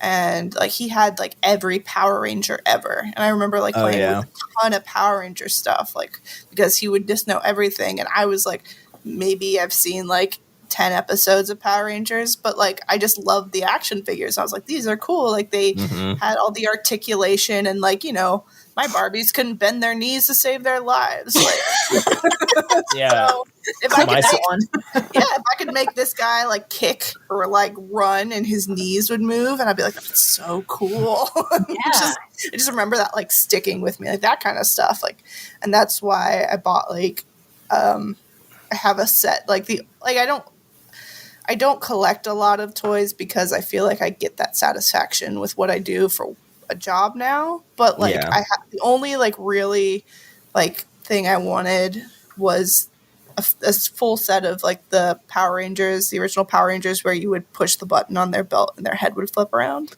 I was just about to say that. I was like, no Barbie could do that. Yeah, that was the one that we used to play with a lot, was that set. And I remember had one of those. Being floored when I was like, what? Are you kidding me? So I was like, I just want those. Like, that's all I wanted, because I just had like a strong memory of playing with them and being like, these are the coolest toys on the face of the earth. They were so cool. So cool. But so what's your favorite TMNT piece in your collection? My favorite? Michelangelo is my favorite turtle of all time. I like his personality. Yeah. So figure-wise, I couldn't pinpoint one for him, but he'd be my go-to. But I have the TMNT blimp, so that is my my favorite piece in the whole set that I have, which I have quite a few things. So that's cool. I also think Michelangelo's the best turtle. Yeah, he's got a cool personality. Yeah, he's like down to hang. He's like not super serious, right? And pizza time is pizza. Absolutely, yeah, I agree. Well, talking about pizza, what's the best topping on a pizza? Well, you have to have pepperoni, right? What do you think of pineapple on pizza, though? Ooh, my wife loves ham and pineapple. That's all she ever wants. Like a Hawaiian pineapple pizza, or yeah, I know what you mean. Ham and pineapple. Yeah, it's okay. It's all right. Yeah. I'm more of a pepperoni person myself. I feel like Supremes are good, but no olives. Mm-hmm. No olives. Like peppers, onions, sausage, pepperoni. Can't go wrong. Yeah. I am always a plain cheese person. I love plain cheese too. I will always just settle for a cheese pizza. Yeah. But toppings, I like peppers and onions or mushrooms. Those are pretty good. Pineapple, I will never actively seek out a pineapple pizza. However, if it was the only thing there, I would, or like, I know my friend loves pineapple on her pizza. So like if she ordered a pineapple pizza, I'd be like, okay, I guess I'll eat this. But I don't actively look for pineapples on my pizza. Right. But it's such a controversial topping. Oh, it absolutely is. Some people like the sweet with the savory. I don't really care for it that much. But there's like this one pizza. There's a place by us that does it now, and they have a place in Harrisburg too. But they do like a pizza where it's like a square pizza where it's just like cheese and stuff, and then they put a little bit of like sauce and some fresh basil on the top. That's a good pizza. Now, so sauce as topping is a good. Are you talking like grandma's pizza? Yeah. Oh yeah, grandma's pizza is amazing. Yeah, they call it like different things everywhere, so I don't know like what some people call it, but yeah, it's just like the sauce on the top. So sauce is a topping. So good. It's good. Yeah. So once you get your pizza home, do you put anything on it?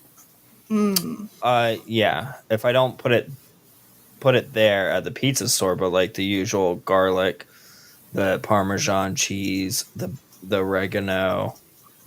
I like pepper. I put black pepper on everything. All those. My go-to, which probably doesn't. It was game changer for me. Was Frank's Red Hot Sauce. Yeah, that's how my sister is. Yeah, so good. That is good. It depends on the pizza. Maybe I'll put garlic on it. Maybe I'll put Parmesan on it. But usually I just go straight for it. But alternatively, I will seriously mess with Papa John's garlic dipping sauce. Oh, every time. Oh my God, yeah. I would live and die by that sauce. Absolutely. I love it. I love your commitment, Kelly. I always have to order like at least one or two extra sauces because like I'll use like maybe 2 that day and then like 1 for the next day when I have my leftover pizza or something. Yes. Leftover pizza is the best. So good. Also, I know we're kind of veering, but Papa John's now has stuffed crust. Okay. It's definitely worth it. It's very good stuffed crust. Yeah, I do like it. With that garlic dipping sauce. Yeah. It's just like a cheese stick with garlic sauce at the end of your pizza. They're like, how can we get her to buy more garlic sauce? Yeah, actually, I have to buy like a whole extra garlic sauce now because I have to like really dip the thicker crust in now. I'm soaking up all of it, so I'm getting like 4 sauces now. It's bad. I was at the store earlier today before the podcast, and I was FaceTiming my wife, and she's like, I want a cheese pizza. And I'm like, okay. And she doesn't like all cheeses. She likes mozzarella cheese, and that's about it. And I was like, so they have a 4 cheese pizza? And she's like, that's too many cheeses. I'm like, well, they also have a 5 cheese pizza. And she's like, that's definitely too much. She's like, I'll just go with a 4 cheese pizza. And I'm like, what is the difference between the 5 cheese and the 4 cheese? Because it's the same brand. It was like DiGiorno or whatever. And the 5th cheese was the actual stuffed crust. Oh my god. So I'm pretty sure it's the same fucking cheese. It's just it's in the crust this time. I'm like, that doesn't count as a fifth cheese. It's just in a different place. What a It's the only difference. Move the cheese to a different location. You didn't change. I was like, all right. How dare you? How dare you, indeed. Also, I can't. Saying that 4 cheeses is too many cheese. It's like slander. That's absolutely not enough cheeses. You have to have more. You cannot. There's no ceiling to that. My wife literally does not eat what cheese. Go ahead. My wife literally just doesn't eat anything with cheese on it besides pizza, and it's because of her dad fucking her up with like mac and cheese back in the day. It's a long story. Yeah, man, that would be a horrible thing because that's like my staple meal. Oh. Yeah, he was just like, you got to eat this, and she's like, no, and he's like, you got to eat it.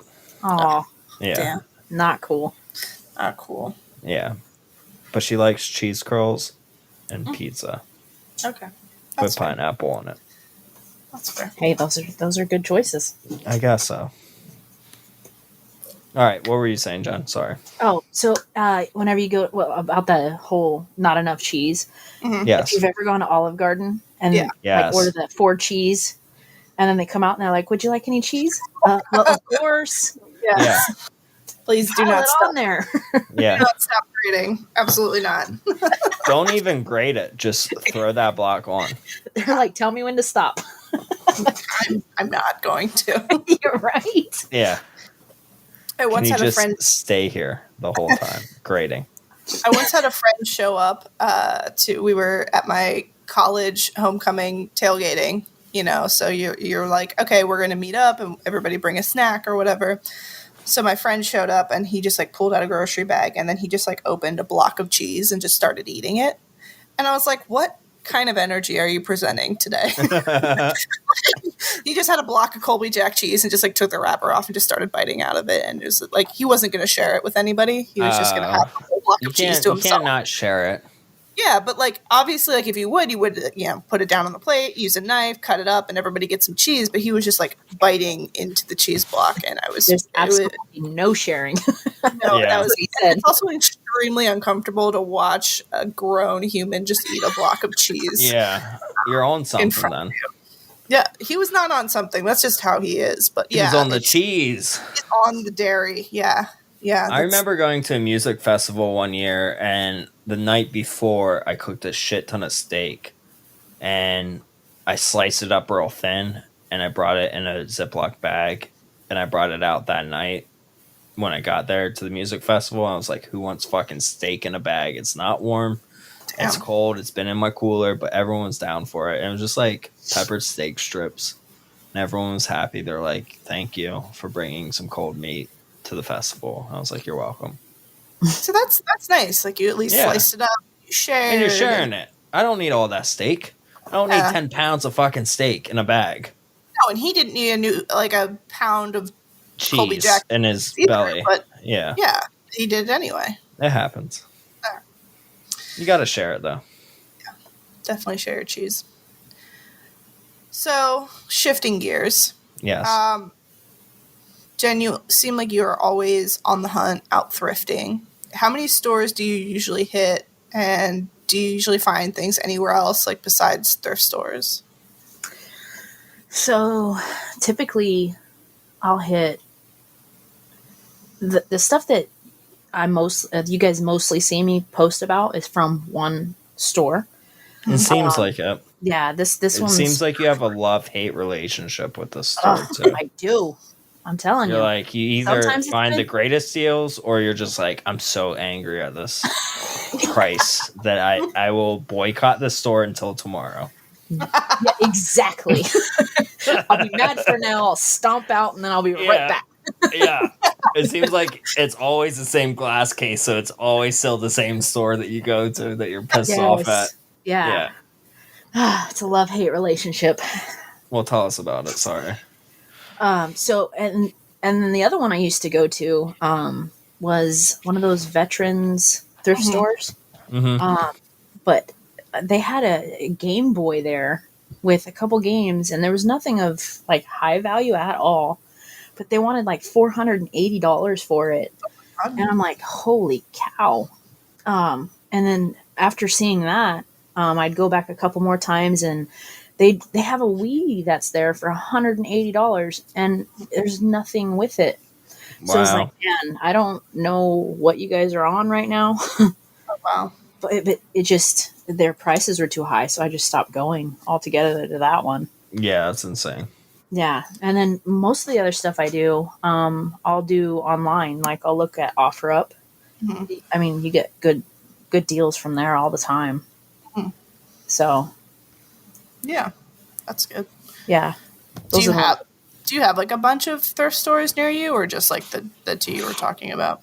There's a few of them, but I mean, there's quite a few. I mean, I'm in Southern California, so there's quite a few, but there's a lot of people that are out there, doing the same thing now.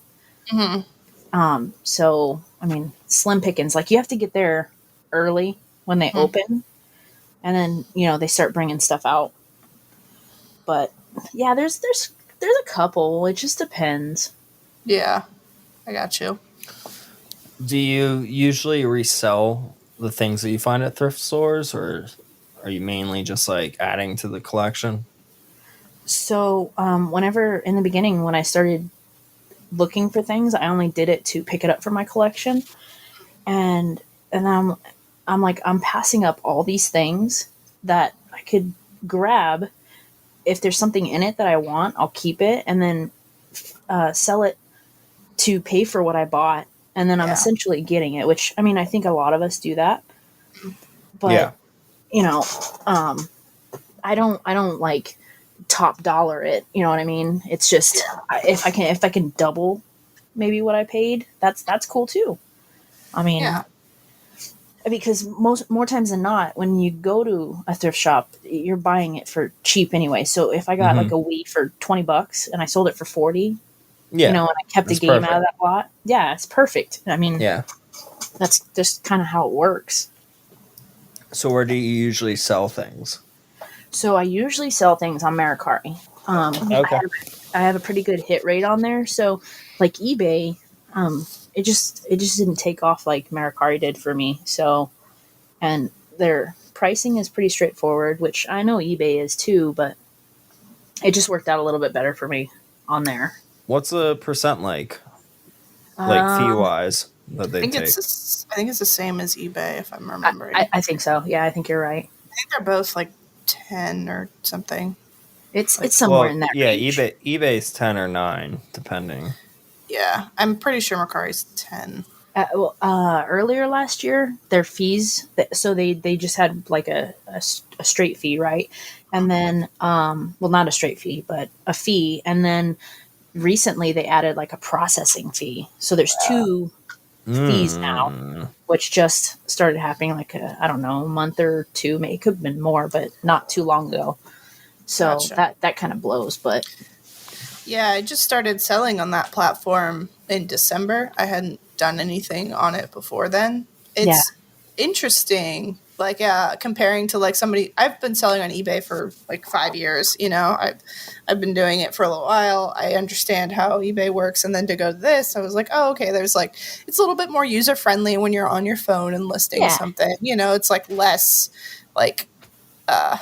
It's less intricate in like a lot of like, it doesn't have as many categories and stuff like that. Right. But the rating system is like, it's super weird. Like, it is very weird. What do you mean? Weird with it. People are super weird with it. Like, it's a 5-star rating system, which is fine. Like eBay, you just give positive or negative, and then you leave a comment. But Mercari is, you have 3 days. The buyer has 3 days after they receive their item to rate you, and then you receive your funds once they rate you. So they could either rate you that day they get the package and you get your funds, or they could wait 3 days essentially and take their time with it, and then you have to wait until 3 days later to get your money. But like at 3 days, there's a automated message that Mercari will do it. Like those be like, okay, transaction's done, here's your money. Like, so even if they don't do anything, you still get your money. But so what if they rate you a bad review? well, you still get your money, but the thing is, like, you don't know what you got rated until you rate back. You have to rate the buyer as well, Oh and then my you get your money. God. So Yeah, it's and like, then you got to go in and read, and And then you have to go back and read it. Right. Yeah, some of the things that people say, it's like, are you serious? Yes. Like, I this is got one. ridiculous. I got one last week. No, not last week. It maybe like a couple weeks ago. And, I send an item like next day if possible. Like if it's a Saturday, I'm obviously can't send it on a Sunday. So, that kind of thing. But I sent it next day, and the person got it like, within 3 to 5 days, which is first class shipping. And then their comment was very prompt, and they left me 4 stars. And I was like, well, I was very prompt, but I obviously was not prompt enough for you. Like, How am I supposed to learn from that? What could I have done better to earn that 5th star? Please tell me. Like, I was just like, what the fuck? Like, what, really? Yeah. It's wild. So weird. Yeah, and I had people giving me 1-star ratings in December when the USPS was all backed up. I'm like, this is literally not my fault. Like, they're like, it took 2 weeks to get here. I'm like, I told you. Like, we were I was talking to you, as communicated that this would take longer, and you still gave me a 1-star rating. Yeah, like, that whole thing made me sweat a little bit, because you get messages like, hey, did you ship my item yet? Yeah, I shipped it a week and a half ago. I shipped it, but I'm sorry they haven't updated it. I don't know, like what to tell you, but hey, listen, I mean, they put a warning out, like right now shipping it's going to be delayed. Right. Once I drop it off, it's out of my control. And exactly. It's exactly what I told people. I only have a tracking number. That's what you have. I don't work with USPS, so I don't have that ability to see what happens behind the scenes. Like, I ended up putting like an addendum in all of my listings. It's like, here's the thing, like USPS is running a little bit behind, so just be cautious of that when you order your item. It might not get there as quickly as you would think. And it was just like, I don't know. Yeah, like 2 people gave me a 1-star review because it took them like a little bit longer to get to them. I'm like, really? Like, stupid. But yeah, that rating system's weird. Yeah, on eBay, and then the ones that talk to you. What do you say? The ones what? Go ahead, Bo. I was saying, on eBay, did they give you 1 star? No, I've never gotten a 1-star rating on eBay. Okay. Yeah, I feel like depending on the platform depends on how people rate you. Like if more people, if more people rate negatively on a certain platform, everyone starts rating negatively. Yes. Whereas like eBay is like, everyone has a high standard. Everyone cares about the rating. Everyone's like, if there's a problem, let us know before you rate us. Like, we will handle this, because they don't want the negative rating. But these newer platforms are like, fuck you, 4-star service was great. It's like, well, why did you give me 4 stars then? Stop. Yeah, I think that's a similar thing. If people sell on Etsy, I don't, but I know people that do. And if you sell on Etsy, they do like a 5-star rating system, and people do that a lot, where they'll leave like 2 stars and be like, it was great. And it's like, well, okay, it obviously wasn't. Yeah. Yeah. Is it my turn to do a question? I think so. Yeah. Okay. So what's the best find you've had at a thrift store? The best find, the most recent best find I found was a Wii U, and I got it for $40. Nice. Oh yeah, that was huge. So for me, anyways. With games. With games. Wow. Amazing. Like I kept the games. There's a couple odd ones, nothing major, nothing big, but I mean, all those games that I got, it was free, and I got, a little extra on the other side whenever I got rid of the for sure. So, I don't typically sell on OfferUp, because it's just like, I mean, you put it, it's sort of dead. Mm-hmm. Yeah, it's dead, and everybody wants everything for like $5, and it's it's just not worth it. Mm-hmm. Yeah. I'm about to end my OfferUp. Yeah. It's not worth it. Yeah. I don't sell that much on there, and I sold one thing to a guy like 2 weeks ago, and the description and the pictures were there. Like, everything was, very fronted about this game. It was a disc-only game. It had scratches on it. I took a picture of the scratches on the disc, but I also had said, like, in the listing, obviously there's scratches. It comes in a plain case. It's just the disc, but it does work. I have tested it.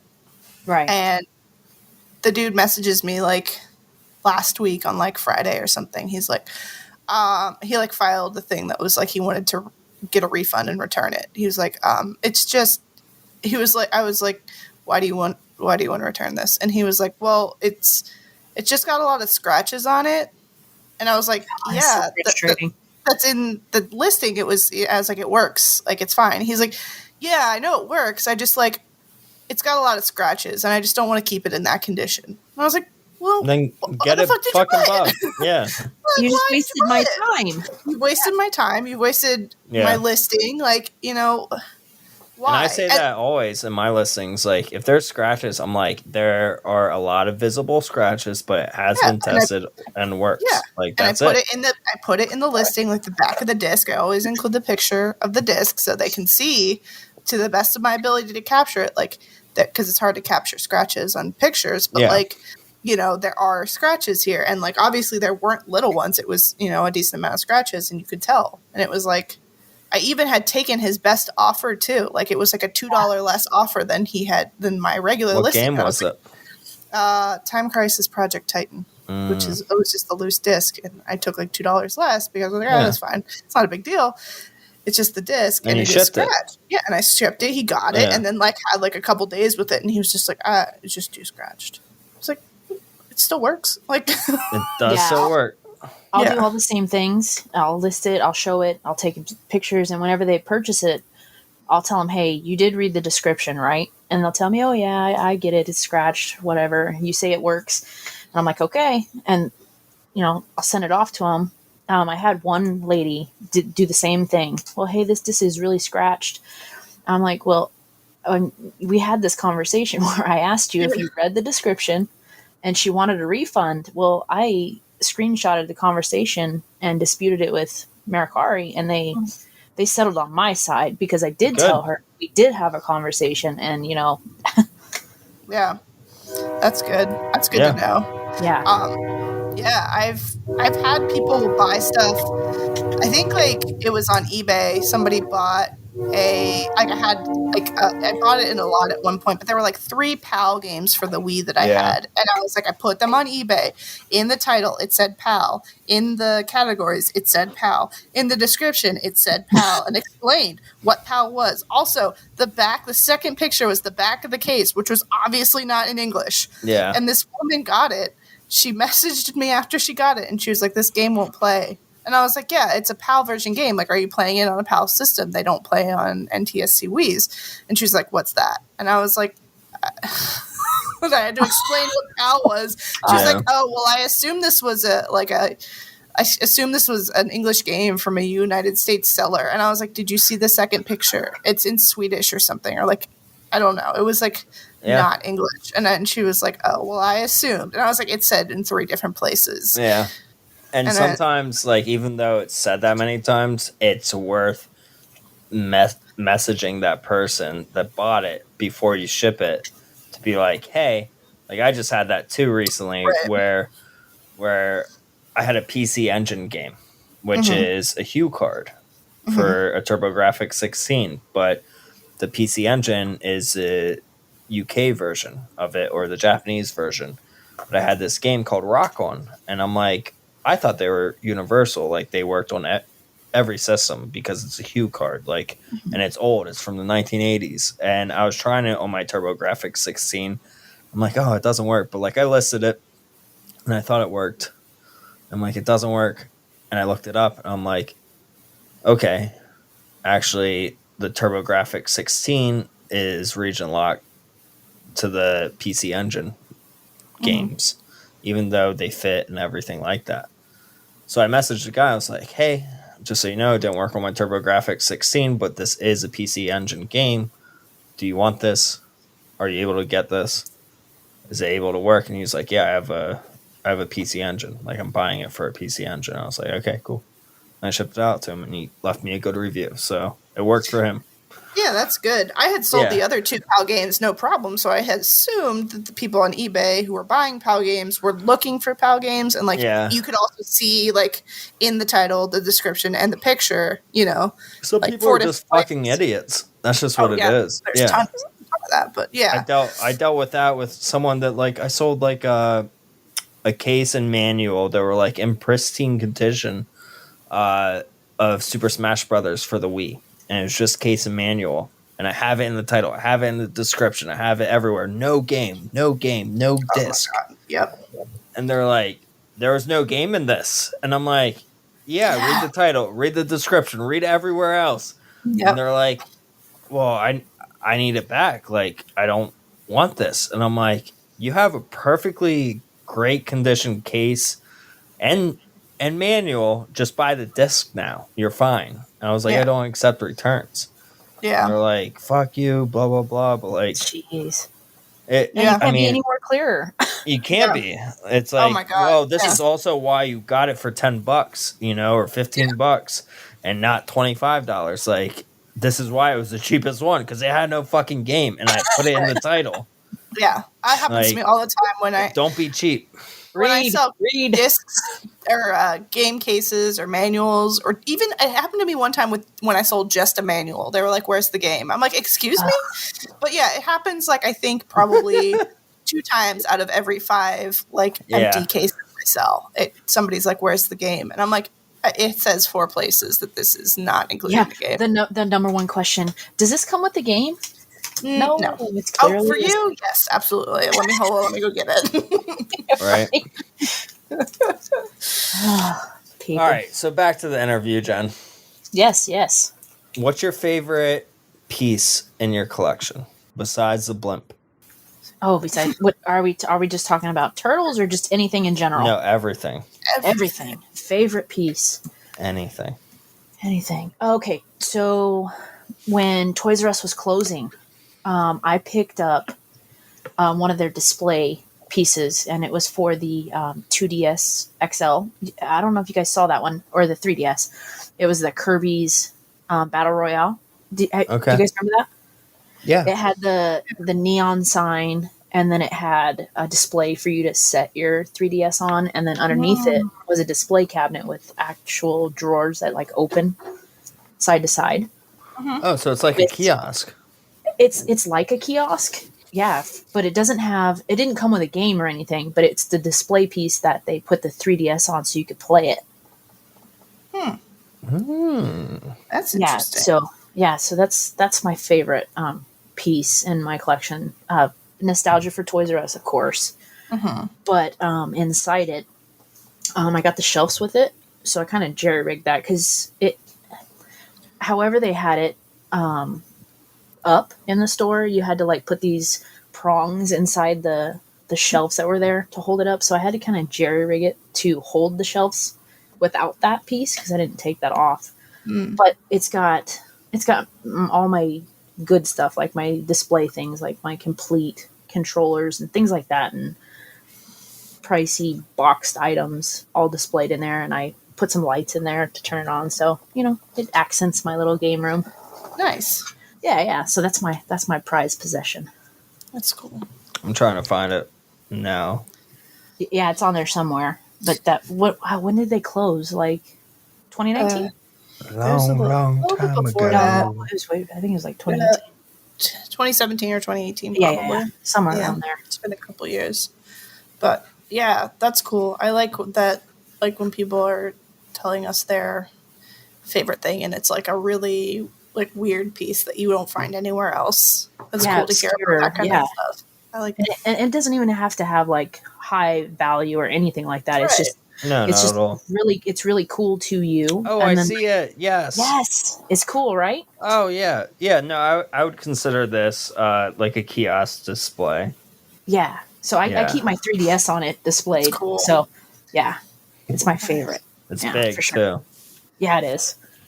It takes up a lot of room, but it's still cool. And then on the sides of it actually has the Nintendo displays that they had.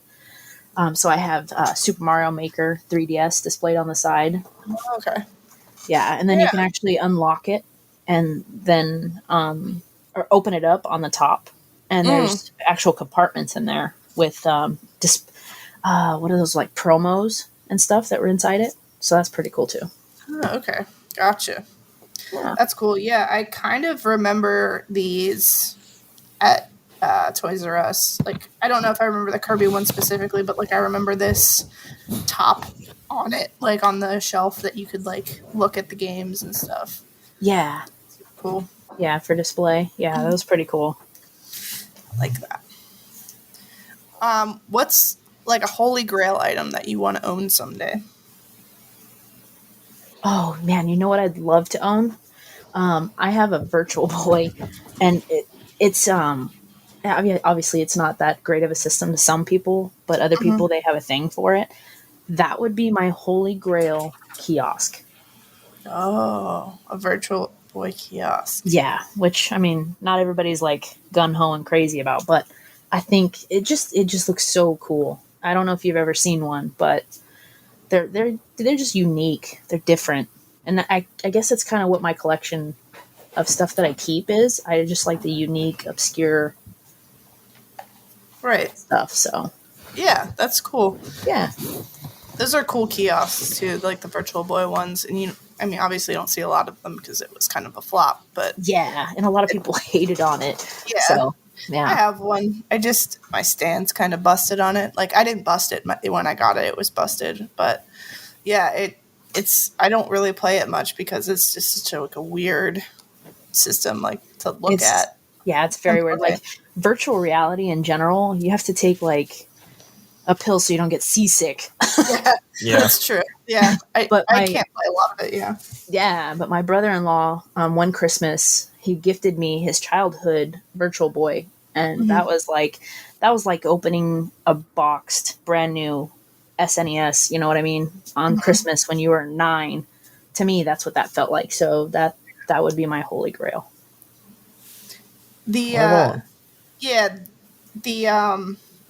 The box for the Virtual Boy, for some reason, is like one of like my favorite designed Nintendo boxes. Like, I didn't even have one. Like, I didn't know anybody that had one. I just like really like how that box looks with all the stuff behind it and everything. It's and then so you get the retro and in your face. In the front. Yeah. It just kind of like the whole box kind of just punches you, and it's like, I'm the Virtual Boy. I'm here to fuck shit up. Yeah, you can hate it, but once you see that art. Yeah, it's sick. It's so cool. I love that. So, how has Instagram influenced you in your gaming and collecting endeavors? Oh, Instagram has ruined my life. No, I'm just kidding. Right? I agree. Delete it. It's like free advertisement for businesses. Everyone. I swear. I know. Once somebody posts something, you're like, no, I don't need it. And then you instantly start hunting it. And then everyone starts posting about it too. Yeah. I know. And then if you don't buy it, you've got FOMO. Yes. It's capitalism to the max as an app. It's like, hey, here's free advertisement from all these people that you follow that are working for free. Yeah. It's my arch nemesis. Yeah, I like it too, though. It's a great system. It works. Yeah, but I just all the relationships that I've made.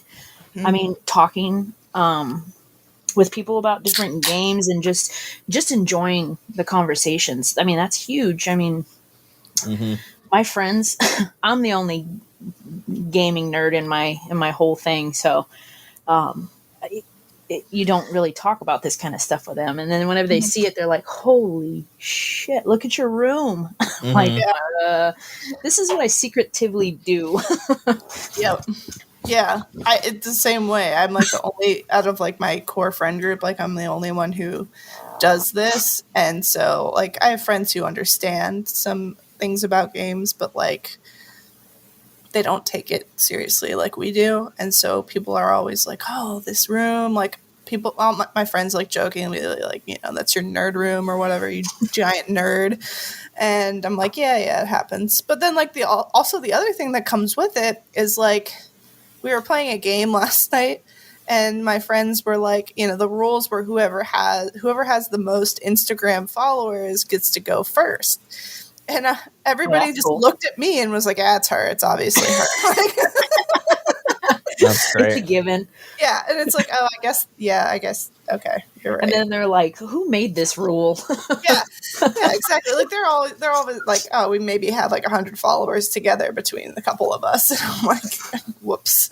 Like, but then the other thing is like, I treasure the friendships that I'm making through that. Like there are a lot of people on there that I talk to that I wouldn't have known through any other means. So to me, it's not like Facebook, or Twitter. Yeah, you just don't have those kind of relationships on those platforms. I think Instagram is it just so much bigger when it comes to collecting and unique stuff like that. Sharing photos over text is more bonding. Yeah, for sure. Because you get a visual glimpse into somebody's life and their hobby and whatever, and it's cool to build a relationship off of that. So. Yeah, their happy place. Like this is where it all disappears. You know what I mean? You walk in and it's just fun. Yeah. Yeah. So you have all of your collection in one room essentially then? Yeah. My arcade one-ups kind of spilled into the living room, but I don't get in trouble for that. That's good. That's good. Yeah. That's cool. Well, now we'll have a conversation lady to lady, because this is the first time I get to ask this question on this podcast, and I'm super excited about it. Both of us are in some seriously male-dominated hobbies, video games, toy collecting, super male-dominated.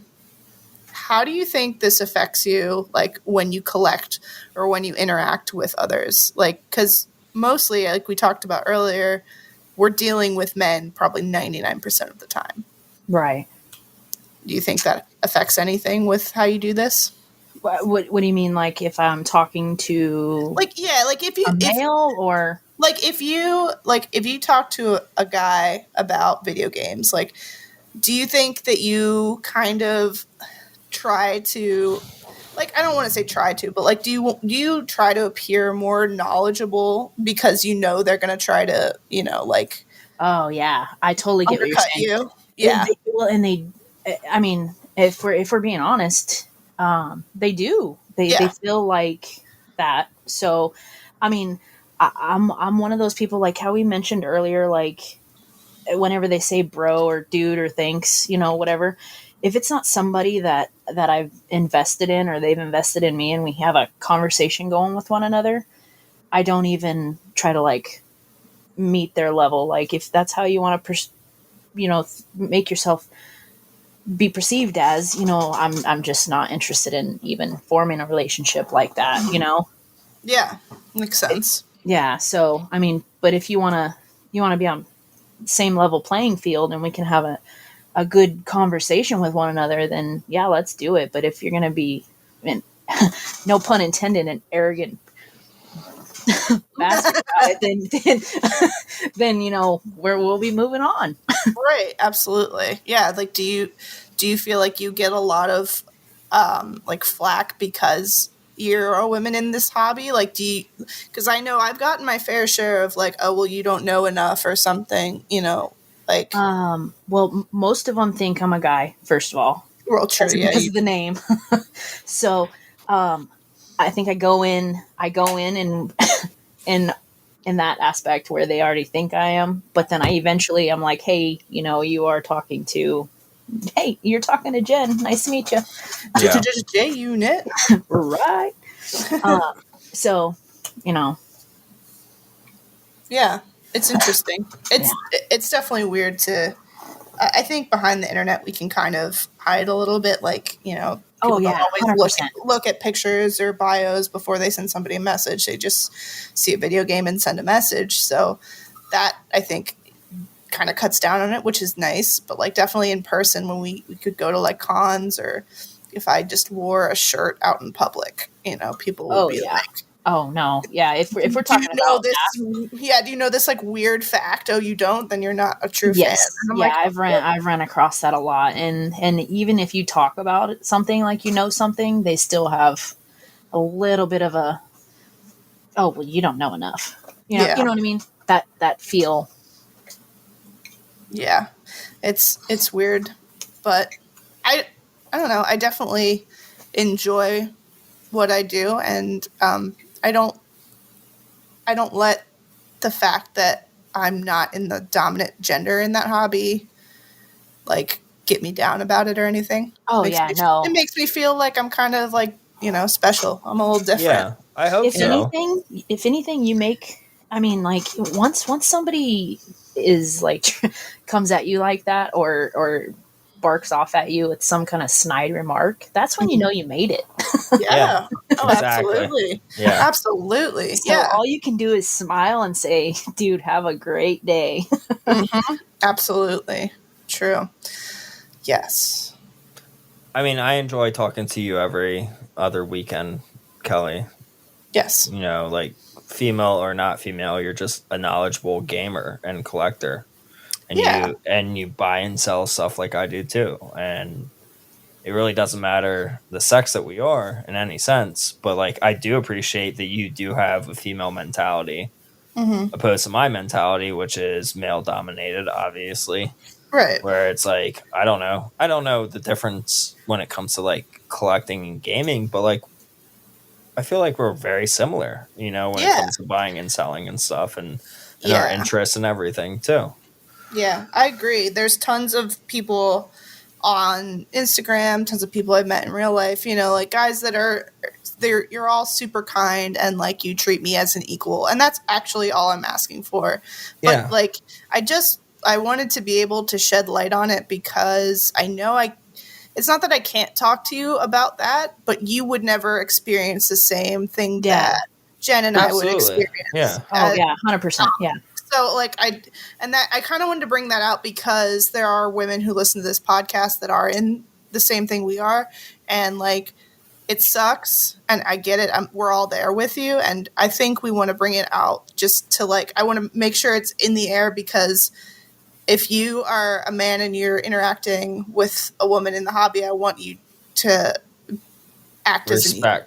Yeah. And I mean, if you get to that point where you feel that way, don't let it be something that brings you down. Let that be your fuel and just keep going and have fun with it. Do what you love. Do it because you love it. Don't do it because don't stop doing it because somebody makes you feel a certain way, Absolutely. It's totally them, not you. So enjoy it. Yeah, it's cool. And I love that as this hobby grows and stuff, there's more women in here and like we're all hanging out and playing video games together. And, if you're a Twitch streamer and you're, you've got 1 million followers because you're selling bathwater, like whatever, like you're still gaming though. Like I can't knock you for that. You're still gaming. Like hustle is real. Yeah, I get what and sometimes you gotta pander to that audience, and I respect that. I do, but it doesn't make you any less of a gamer. And if you're a woman who doesn't do that and you just play Mario or Animal Crossing on the weekends with your kids or, in your bathtub while you light some nice candles, like you're a gamer too. Like it is what it is. Yeah, you're not selling the water. Yeah. Don't sell that water, please. Don't sell the water. Somebody will drink it. It will go bad. I can't even. My brain wouldn't even allow it to even touch my lips. Yeah. I don't get it, but we're all different. Hey, everybody's got their niche. Yep, I'm not going to knock you for it. Some people are just good at bathing. Yes, true. Some people are better at it than others. Yeah. Yeah. Some people are just really great at bathing and need to share their bathing experience. Passing it on. Absolutely. Yeah. Just that little sprinkle can make it all better. Oh. Well, I mean, you got to think it's probably clean bath water then, Bo. I mean, if they're continuously bathing. They should brew beer with it to make it sellable. Oh, man. God. What? I bet that takes off. What if somebody... Okay, it doesn't have to actually... I hope no beer is brewed with soap water. Let's put it that way. Yes, I was going to say, but what if there's... Bath water, maybe. Like, maybe just water. What if it's a beer that's called, like, Gamer Girl bath water, but it's not actually brewed with, like, soap or anything. They just, like, use some cool ingredients, but they call it Gamer Girl bath water. I would be very Oh, unhappy I think you about just it. gave that girl a big idea. Oh, she's not going to take that. She can't. I listen know, to I know. this. Yeah, she's too busy with her water. Yeah, She's she's right. too busy bathing. She doesn't have Yeah. time for podcasts. She's like reverse osmosising her water right now. How wrinkly do you think she is? Like, she takes so many baths to make sure all the bath water goes out. My 4-year-old calls them grandma hands. Oh my god, I love Yeah, it's like monkey skin. Yeah. Yeah. monkey skin. Ew. So, Jen, besides collecting and thrifting, you're always grilling up something good. What's your favorite thing to make on the grill? Man. So I have a barrel can smoker. Oh, And nice. ribs are my favorite. So The baby backs. Yes. Mm. So good. And I put a little bit of apple juice and water in a tin can, or like a tin down at the bottom on a stone. So that way it keeps, it's like a convectional oven when it cooks. Oh. And the meat is just so moist when it comes out. So that's my go-to Friday night grilling need to. Sounds good. I haven't done ribs on the smoker yet. What's the temp supposed It's to be? life-changing. Man. Like 250, 225. What to cook it in? Yeah. The temp cooking in? Yeah. Just slow and low. Yeah. That's the motto. Yeah. I think mine cook at like 225 and I do it for like 5 hours. It can even be more. I do it based on the bone showing. How do you do a rub, a dry rub? Do you do a wet rub? I do. So I put a dry rub on it and then mustard. If nobody knows about that, you put mustard on the meat. It. Yeah. And then you put the rub on it. Yeah. And then you smoke it for a couple hours. And then right before you're going to pull them out and put some sauce on them and then stick them back in. And you're golden. Yep. That sounds good. Are you like the location for like the backyard barbecue essentially when everything is like obviously like the normal? Are you like the place to go? I am actually. When we have like we've had a couple weddings. I cooked for my sister's wedding. I cooked for a baby shower. I cooked. I mean, like it's just any holiday. Hey, what are we making? Barbecue. Yeah, like, hey, we're coming over. I'm gonna have to start doing that to you, Bo. So it's a holiday. What time do you want me over for smoke? Yes. Be like, I wasn't even gonna do it, and I'm like, oh, too bad. Yeah, I'm down. I can't wait to smoke meat again. It's been so cold here. It's like 29 degrees right now. I don't know how. Like we don't. Obviously, I'm in Southern California, so we don't have snow. But I'd go crazy if I couldn't do that kind of stuff. Yeah, it's weird. I'd be out there in my parka. Yeah. Some people are. I don't want you to think they're not. They And my definitely are. blowtorch, getting rid of the snow. They definitely are. Yeah. I mean, as soon as it gets above freezing, I'll probably start smoking again. But right now, it's not worth it being outside. What's your go-to?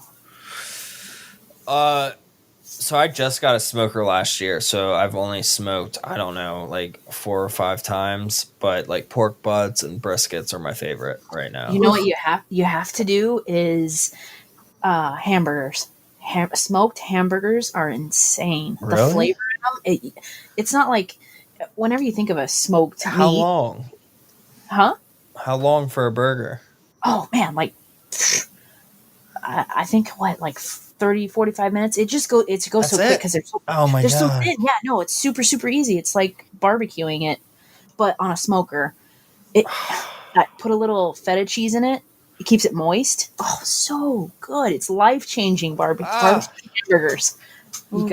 Smoked hamburgers. You got to do it for sure. Yeah, it sounds amazing. Wow. The brisket and the ham that you made that one time was like I did a ham before. The best ever. That ham was so good. I ate that for like literally a week after that leftover that you gave me. Yeah, I think I gave you a shit ton. Yeah, and that like 9 p.m. brisket when you just pulled it off and we were just like hanging out and that was like the best. Everyone left and it was just like, here's the brisket that everyone left. And we were just hanging out and we were like, you were like, oh, the brisket's done. I was drunk. And I Yeah, was we just had like eating a couple brisket. Yeah. beers and we were just like eating brisket and hanging out. And I was like, this is the best. So Even if good. it's not good, when you've been having a few beers, food So is good. always good. Yeah. But Oh, like yeah. every time I've smoked meat, I'm waking up at like 5 a.m. to start Oh it. yeah, that's the downside of it. Is It's okay like, though too, as long as oh, it it's like is. long enough that like it doesn't matter. You can go back to sleep maybe or whatever. Like start your day doing something else. But what I'm looking forward to this year is doing shorter smokes. Like you said, like burgers, or like I want to do wings and drumsticks. Like something that's like a 3 hour, 4 hour session. Boom. Oh It's yeah, easy done. stuff. You I mean, know. you can Yeah. smoke just about anything. Yeah. I just want to do it all. I can't wait. I'll just be camping out at your house. Yeah, That's fine. I'll just Good. invite It's gonna you. be It's good cool. food. Yes. Can't Yeah. wait. We saw something in your stories the other day. Can Uh-oh. you tell us about this beetle that you are rebuilding? Oh yes, my pride and joy. I love running with the boys. I mean, what can I say? I do. My cousins. It's just how it all went. But my thing is if you don't try something, how are you gonna know if you can't do it? And Mhm. this is probably one of my biggest projects that I've taken on, and I love working on it. My grandma used to take me to Hastings. Do you guys know what Hastings is? Was it like a department store? It's like it was like you could rent VHS. It was like Oh. a 90s thing. I think it Okay. closed like maybe 5 years ago. It could have been more. I don't know. Okay. But you'd go like rent books, VHS, you'd buy new stuff. It was just like it was your Best Buy, but for small towns. She would take me when I was younger, and I'd sit in the back seat of her VW, and we'd bounce our way down to Hastings, and I'd pick out a game, and and that and it's another nostalgic thing for me. So she's gone now. So this VW restore and build, it's just a cool piece for me, and it's something to get outside and get my hands dirty a little bit, and you know. So what year is it? What year is It's a the car? 1974 Super Beetle, Wow. which That's awesome. I don't know what Super Beetle stands for or why they call it that. So, but that's what it's called. So did you like know before you got it like what all needed to be done to it, or are you just kind of like finding out along the way? Like I'm finding along the way. So Okay. when I got this, I didn't know much about it, and this is one of those. Well, I'm gonna try this. Can I do it? And I grabbed it, and once you take something off, you're like, shit, I gotta replace this. And it's just you just continuously. I mean, those vehicles, they're notorious for rust. Old vehicles are in general. Oh, yeah. So it's a work in progress constantly. That's cool. My mom has, I think it's a 1972 Beetle. Oh, that's cool. And she has it because I think the story was that my grandfather had helped her get the car when she was younger, and then eventually like fully transferred it to her or something like that. And then that was her car. Like that was like her car, and then she just kept it for all these years and like would never get rid of it because it was just a really special car. Yeah. And she loved it. And it's a silver Beetle, so she calls it Sylvia. That's her name. Aww. And yeah, she's a little convertible. But after my grandparents died, they obviously left a little inheritance to my family. So she took the money that she got from them and put it back into restoring the Beetle. That's so because she needed a lot of work. yes, like they do. She was taken care of very well, but like it obviously with time they just, and like you said with the rust and everything, she had like a lot of oil leaks and things like that, and her seats had some issues, like they were just starting to crack and everything, and the top. So she got her completely like revved up and ready to go. And she's pretty cool. And actually, that's how I learned to drive stick shift. Nice. Is in that car. So I lived on a mountain, and my mom decided that she was going to teach me how to drive stick shift on the mountain in a neighborhood with stop signs on a four-speed 1972 Beetle. So that went well for me, as you can imagine.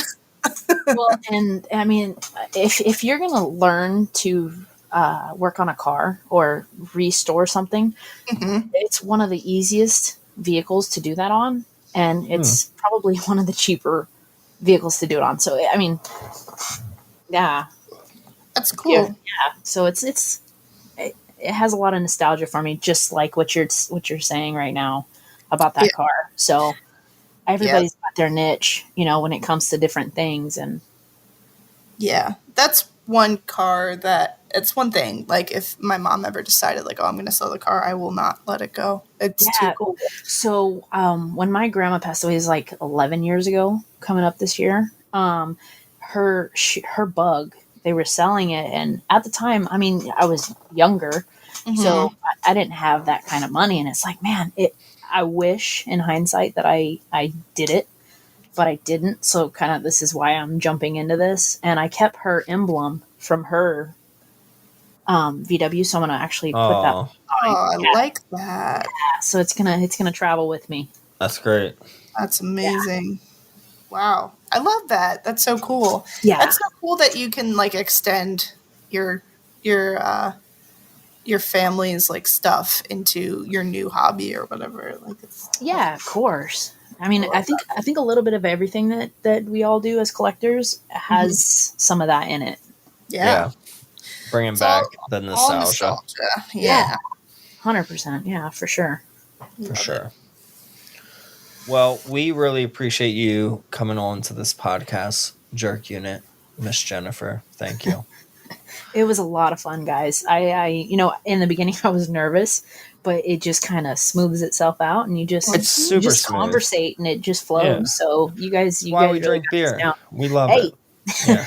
That's the icebreaker there, but you guys really got it smoothed out. So thank you. You guys are doing some cool stuff, and I've listened for quite a while now. I use the podcast app, so it's cool seeing what you guys come up with and the people you bring on. So thank you so much. Thank you. I appreciate it. And just so you know, I did wear a kilt this podcast, and it's lifted. It's definitely lifted. It's all out now. It's all out. I'm telling you, that beer is a game changer. The full-on Scottish method? Which means what? I thought you said you were Scottish. I am Scottish. No undies. Then you know what it means. There's nothing under this kilt. I got no undies, if that's what it means. There it is. That's what it means. All right. I'm balling. He is free balling. Free balling. Jerk unit. I'd add my little beat there. Yes. I loved it.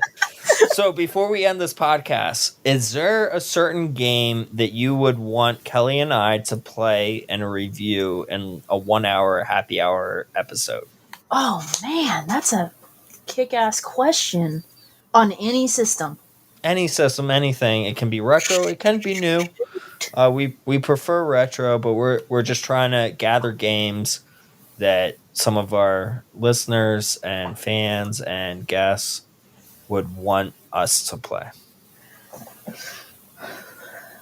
How about an underrated, not thought of game? What do you think of that? Yes. River City Ransom. Ooh, okay. I can dig it.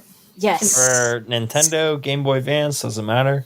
No, it doesn't matter. Whatever platform. I mean, it's good. Okay. All across the board. I have it for GBA already, so. Okay. I would have it emulated on my EverDrive for GBA, so I can do that. Let's do it on that then. I think it's cool that you can go into a store and purchase things to be able to go out and kick someone's ass on the street. Did you play the River City Girls for Switch? I didn't, but I watched gameplay. I heard great things. I'll kick on YouTube, and that's like my background music, whenever I'm doing something, and I'll listen to things or watch gameplay, my little white noise music. Right. So, have you played it? Yes, I have it. I definitely would recommend it if you like River City Ransom. You'll definitely like that. Yeah, it's a really fun game. It's very brightly colored too, really fun. And I like it a lot. Cool. Yeah, it's definitely a great game. You just don't hear much of it. Yeah, Right. I mean, You're right. I'm totally down to play that series. yeah, That'd be fun. That would be cool. Yeah. That's not a game that I've played through ever yet, but I have not played through it. I've played but I parts enjoy of it. Yeah. Yeah. Well, there's so many beat 'em ups that are kind of like that, but I think that one kind of stands It's out. like from the all OG. rest. Yeah. Yeah, for sure. It stands the test of time for sure. Absolutely. Cool. Well, thank you, Jen, for coming on to the podcast. Yeah, of course. Let's do some more exchanges. Yes. I'm down. Yes. You too, Kelly. We'll hit this up. We'll all do it. Sounds good. All right, cool. I'm down. Cool. All right. Well, and let's remind everybody that if you liked what we're talking about here, Jen is at jerk_unit on Instagram, so you can follow her on there and see all the cool stuff she posts. And for us, if you liked what you heard today, please rate, review, subscribe, and share this podcast with your friends. You can find our merch and other episodes, Beers We Drank, on our website at precisely.live. You can donate to our Patreon to keep new episodes coming, and you can follow us on social media for updates, pictures of games we've talked about, and, of course, the beers we drank. At Precisely Podcast on Instagram and Facebook. And we out. We out. Thank you, Jen. Thank you.